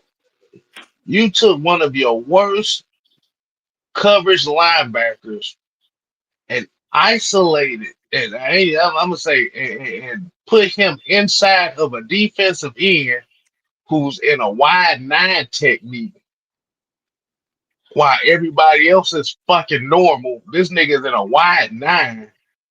You have 3 yards of space between the D tackle and the guy at the bottom. You opened up a passing lane for the quarterback, which that particular passing lane is what he used for the game-winning touchdown for the Tampa Bay Buccaneers. So in other words, you stood on the corner on Peachtree in traffic and pulled up your skirt. Yeah, Mike, we need to get up on out of here before I'm already starting to get pissed off. Like I said, man, we appreciate it, but go ahead. K-Style and do your K-Style thing. The truth been quiet for 30 minutes. The truth got something to goddamn say. I'm like Andre Benjamin at the goddamn Source Awards. The truth got something to say. Go ahead. Go ahead, Truth.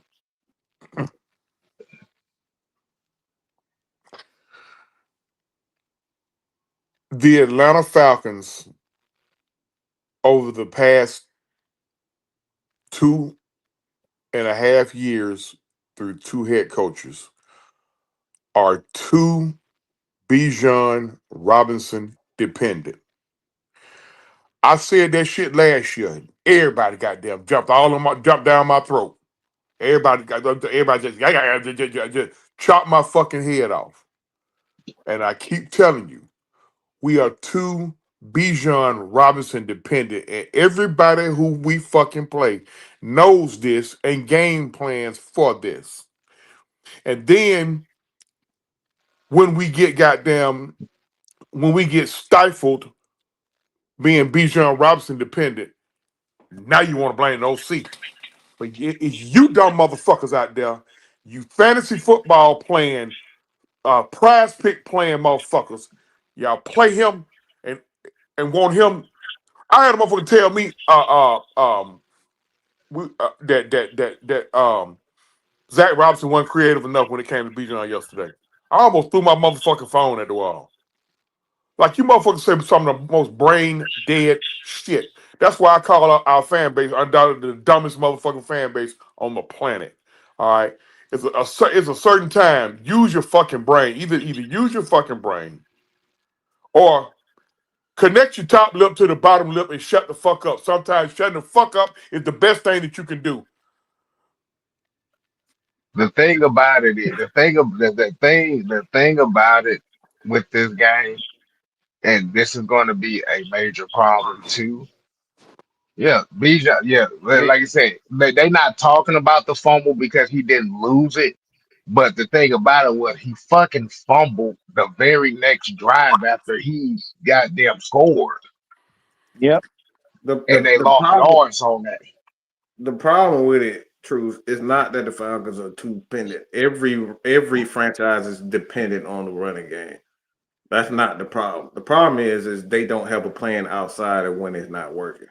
So it is. The problem is this is where the head coach is supposed to come in. He's supposed to recognize that almost immediately, and this is why guys like Andy Reid is such legends. Is because they don't sit for a whole 3 quarters, 2 quarters, and our game plan ain't working.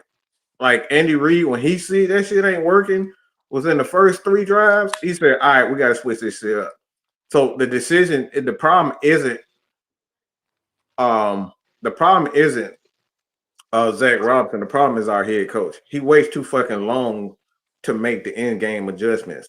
The end game adjustments is always the head coach's fault. That's what his job is. So if your offensive coordinator keep running the same plays, you supposed to say to, "Hey, this ain't working with Bijan. Let's bring in Tyler. Let's get this guy in the mix of things." You're supposed to make that call and say, "All right, we need to go away from this shit right now. We'll come back to it in the third quarter." But right now it's not working. So it's not Bijan's fault.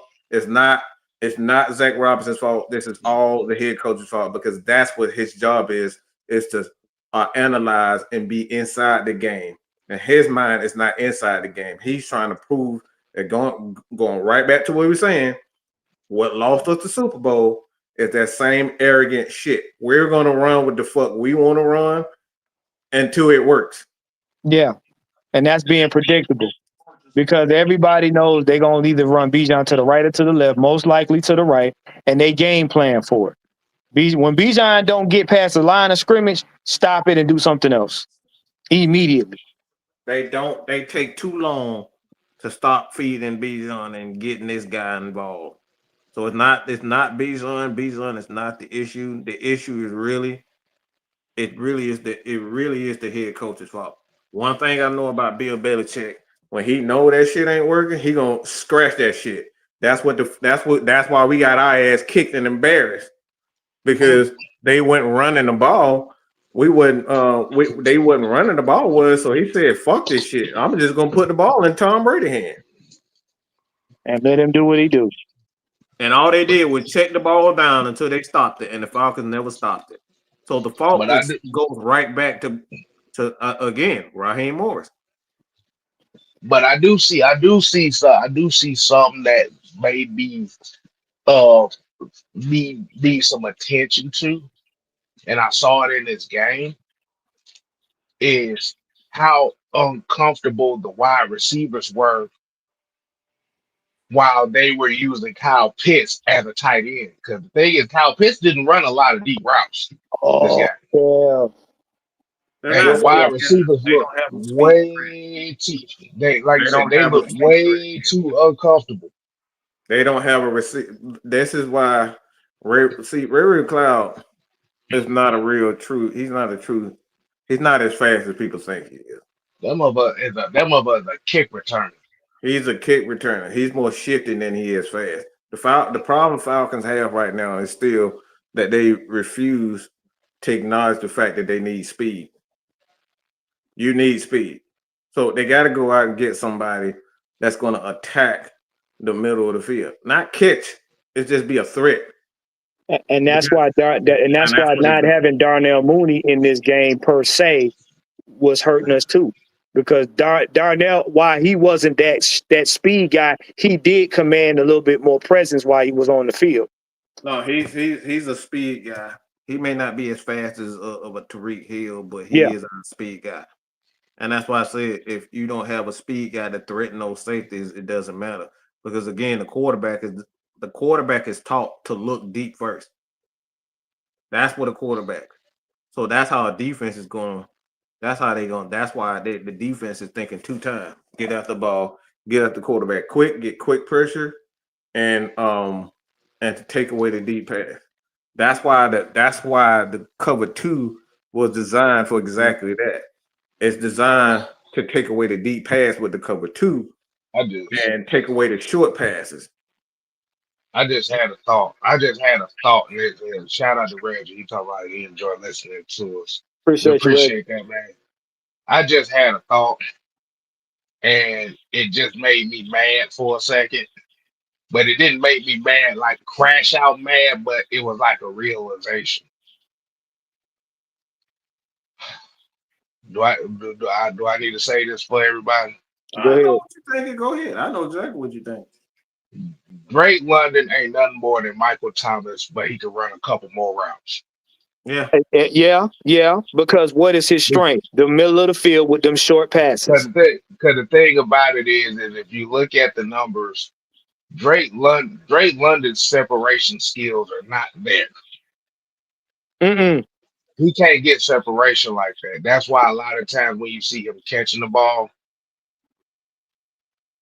I'm not saying he's overrated, but the thing about it is he doesn't get a lot of separation. So that's why there's a That's lot a of physical personnel catches issue. with him.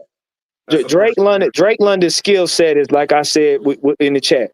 Drake London likes to go across the middle. He likes to catch the ball high, and then he likes to fight for his yards. Because of So because that separation out his skill set. so That's the so a reason lot why of that's the reason why them short passes Drake will kill. He kills the middle of the field because he can use his body size to fight off defenders. But because when the you got thing about go ahead, Juan. because if you notice anything longer than maybe about 10 yards, Drake starts to get bobble hands because he's concerned about who's around him. When he's in the middle, oh, he gonna fight you off. That's what we telling Drake, get down. So so basically what I'm saying is with Drake London on the field, with Kyle Pitts on the field, and with Charlie Warren on the field, we're essentially running 13 personnel Mm, disguised. And like I said, if you really look at Drake London's skill set, Drake London is another tight end on mm. this offense. He's a tight end, He's essentially Julio Jones without the speed. Julio Mm. Jones basically. was nothing more. Julio Jones was nothing more than a glorified tight end, a gifted tight end. All of his passes, like all his catches, if you look at Julio Jones, he caught the ball in the middle of the field, and he Mm-hmm. had a lot of he had Vertical speed. a lot of yak yards, a lot Mm-hmm. of run after the catch, yards after catch. That's what Julio made his And, bone, and the especially reason in and the Kyle reason Shanahan offense. I didn't just say that because of this game. I literally had to go back this offseason and watch the last two seasons with him. And that's No, where I Julio had to was make not a the deep threat, y'all. Julio wasn't a deep threat. He was Mm-mm. a big play threat. He was Julio a wasn't big a play deep threat. threat. Yeah, he was a big play guy, but he wasn't a deep threat. He was a big play guy. He was He, a That's yak yardage different. guy. Those are two different things. Deep play threats are guys like D Jack. He's not Mhm. Deshaun Jackson. He's not that. He Yeah, was never that. because the yeah. reason why it looked like that is because once he caught the ball in the middle of the field, that vertical speed that he kicked in made it look like that because he Mhm. was like, oh my gosh, he's Yeah, just taking it for so many yards. yeah. You know what I'm saying? So Yeah. Julio was a big play guy. He was a big play guy, but he wasn't a deep threat. Like So you deep said, threats Mo. are guys that catch the ball and they have a talent to catch the ball deep consistently. Julio Jones never had that. He never that was never his forte. And I can say that confidently because you look at how many touchdowns that he had in his career. He only had, from what I understand, he had 1 year where he had 10 touchdowns. mm-hmm. Mhm. So he wasn't a big play threat. Okay, I mean he wasn't a deep threat. He was a big play threat, and big play threats they thrive in the West Coast system. The Kyle Shanahan. That's why he was so fucking amazing in the Kyle Shanahan system. Yeah. Julio Jones was Terrell Owens without the touchdowns. He was Yeah. not. He was Yeah. terrible without the touchdowns. Because he was able to catch the ball, use his body to knock off defenders, and then use his speed to outrun them. Speed to outrun them. Those are Yeah. big plays. Those are not deep threats.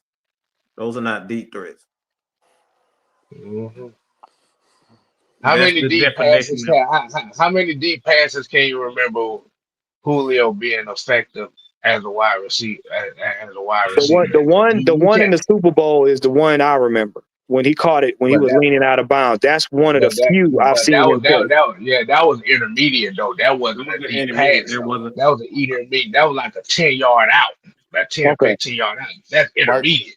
Mike trying But to when kill it me. comes, Mike trying to kill me. Mike trying to Shut kill up. me. Mike trying to kill me. Ain't nobody asked you about no damn Kyle Shanahan. Shut up. No. like I Mike tell trying to Carl, kill me. if you really go look at Julio's career, even going back to college, he's not a deep threat. He's Yeah, not. he's not. Let me tell you something, you little stupid motherfucker, okay? Let me tell you something, okay? I want to tell your little dumb ass something. A big play is a big play. This is what Lamar Jackson is. He's a big play quarterback. What does that mean? He makes plays in key situations, whether it's with his legs or with his arms. With a wide receivers, if you a deep threat, that means you get down the field. How many times in the goddamn season that we saw Matt Ryan and Julio miss on big play on plays? It was a big. Those are deep threats. A big play is what you saw against Carolina. It wasn't a lot of big time plays down the field with Carolina. He kept running that dig route and he kept running crossing routes and yards after the catch. Those are big plays. That's not a fucking deep threat, you fucking moron, okay? Y'all need to get out y'all fucking feelings and educate y'all goddamn self. Yeah, Julio was not a deep Stop getting in threat. your fucking feelings. You don't know what you're talking about. A big play in the NFL is anything over 20 yards. That's a big play. Yeah. A deep threat is anything over 30 to 40 yards. Y'all gotta educate yourself and stop being so fucking sensitive. Here's the thing. Like I said, here's the thing that goes with that. See, they're trying to say that he's a deep threat because he has a couple deep pass catches in his career. But if you look at the body, 70% of his catches was the intermediate route. Intermediate routes is anything from 10 to 20 yards. Yeah, like I said, he has a couple deep catches in his career. But the thing is, his greatest attribute was he was able to take a short pass and turn that into something and turn that into a big play. Yeah. That's a big big play receiver. That's like you said with Deshaun. With Deshaun, like Julio are much more dangerous. Okay, right. This is why Randy Moss is regarded as the greatest deep threat of all time because he didn't catch balls over the middle like that. This is why they say Calvin Johnson is the greatest wide receiver of all time outside of Jerry Rice. Jerry Rice wasn't a deep threat at all. No, he didn't have that speed, but he was a big play receiver. He's got y'all gotta understand y'all ball. Y'all getting y'all feelings because the guy got 1,800 yards, but you're not saying how he getting those 1,800 yards. Larry said Gerald was a big play guy. He wasn't a deep threat. He was a big play guy. You may look at him as a possession. Nah, he was a big play guy. Like you said, Terrell Owens, big play guy. Like I said, when you're looking at the 60-yard catches, 70-yard catches, are there legit 60, 70-yard catches, or are they slants, curls, and digs that got turned into big plays? That's what Julio was. That's what Terrell Owens was. Jerry Rice, those guys, they were big play guys. Larry Fitzgerald, Anquan Bolden, not the same, y'all. That's not the same.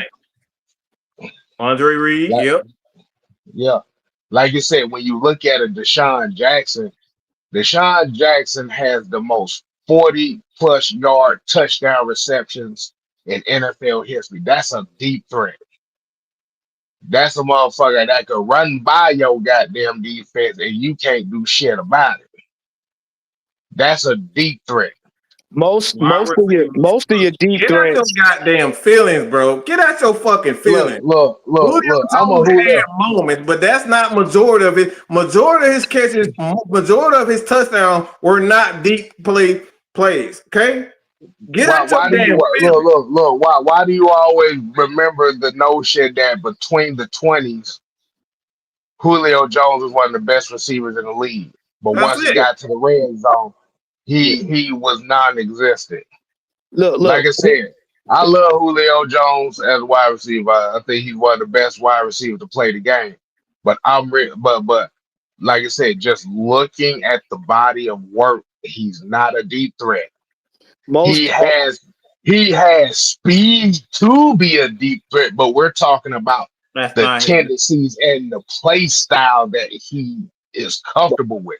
most of your deep threat players usually catch their catches in the end zone. Those are the ones where you see the quarterback launch it and they catching it in the end zone over a defender, or they catching it just period because they've outrun the defense. That's your deep threat. Mike Evans is not Mike a big. Mike He's not a Evans is deep not threat. a deep threat neither. He's in it. Mike Evans is good. He's good after the catch. He's He's a a good yak yak yardage yardage. guy. Yak yardage. That is the reason why, if you notice, he has a problem with AJ, because in order for him to get that, he has to push off on AJ because he can't bring the ball down with AJ stride for stride with him. Odell Beckham Jr. was not a deep threat. He was a big play guy. Big play guy. They just happen to have deep threat catches in their career. That's You gotta typical. understand what the difference is. That and right there, send it right there. Right there will send it. 16 yards per catch. 16 yards. That's a deep threat. Nigga, that's literally damn near 2 first downs and 1 catch, nigga. What are we talking about? Right. You basically, if you at midfield, you damn near in the end zone. Damn near in the end zone. Julio Right. had almost 130 something catches in the season. 38, I believe it was. And he was our main tackle. Mm-hmm. So that's not the same. That's why I said Julio Jones is perhaps the greatest of all time when it comes down to being a big play receiver. But he's not a deep threat. That's why he put up so many yards the way he put up yards. And I think he passed, and I know he did. He passed Jerry Rice for like the most. It was either second or he passed Jerry Rice for the most yards within a 6-year career, period of time. Yeah, because at a point in time, Julio Jones had the highest career average yards per game in NFL history until he got his ass up out of Atlanta and that shit dipped down below. But that's beside the point.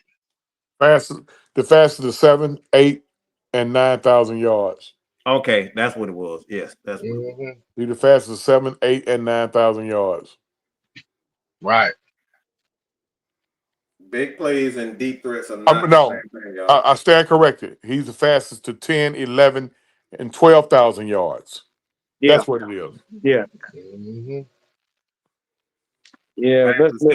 But as far as tonight's game, Bears, Vikings, T.Y. Hilton was a deep threat. That's a deep threat. Yeah. Yeah. People forgot about that name. Ozakir Hakeem. Yeah, that was Ozakir Hakeem. Well, the Falcons thought they had a deep threat in Ashley Lee until they found out he couldn't do shit. But we're not going down that route. Yeah. Well, first of all, that man's name was Ukulele because he played like one. We'll leave it at that. I don't mind it. Funny that he went to the University of Hawaii, named it Ashley Lee. But like I said, Corey Bradford, Joey Galloway, these were deep threats. Joey Galloway is one of the greatest deep threats of all time. Believe it or not, Peerless Price was a deep threat. Yeah. Peerless Price was a deep threat, but like I said, when he came to Atlanta, it didn't work out for him because they, like you said, Peerless Price was a number 2 guy. He was a number 2 receiver that came to Atlanta with the expectations of a number 1. Yeah. And we know how that went. which is not all his fault, by the way. That when I went back and started looking at some of the games and stuff, which is really not all his fault.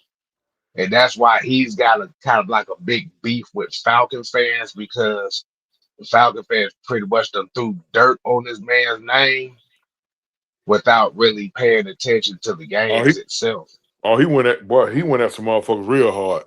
Mhm. Early this year or late last year that went at him, and but I mean, Peerless got to understand. It comes with it, bro. You gonna get that type of smoke from fans, and you can't you can't have a. It's a term that we use like y'all know I umpire baseball games, and it's a term that I tell umpires who I train.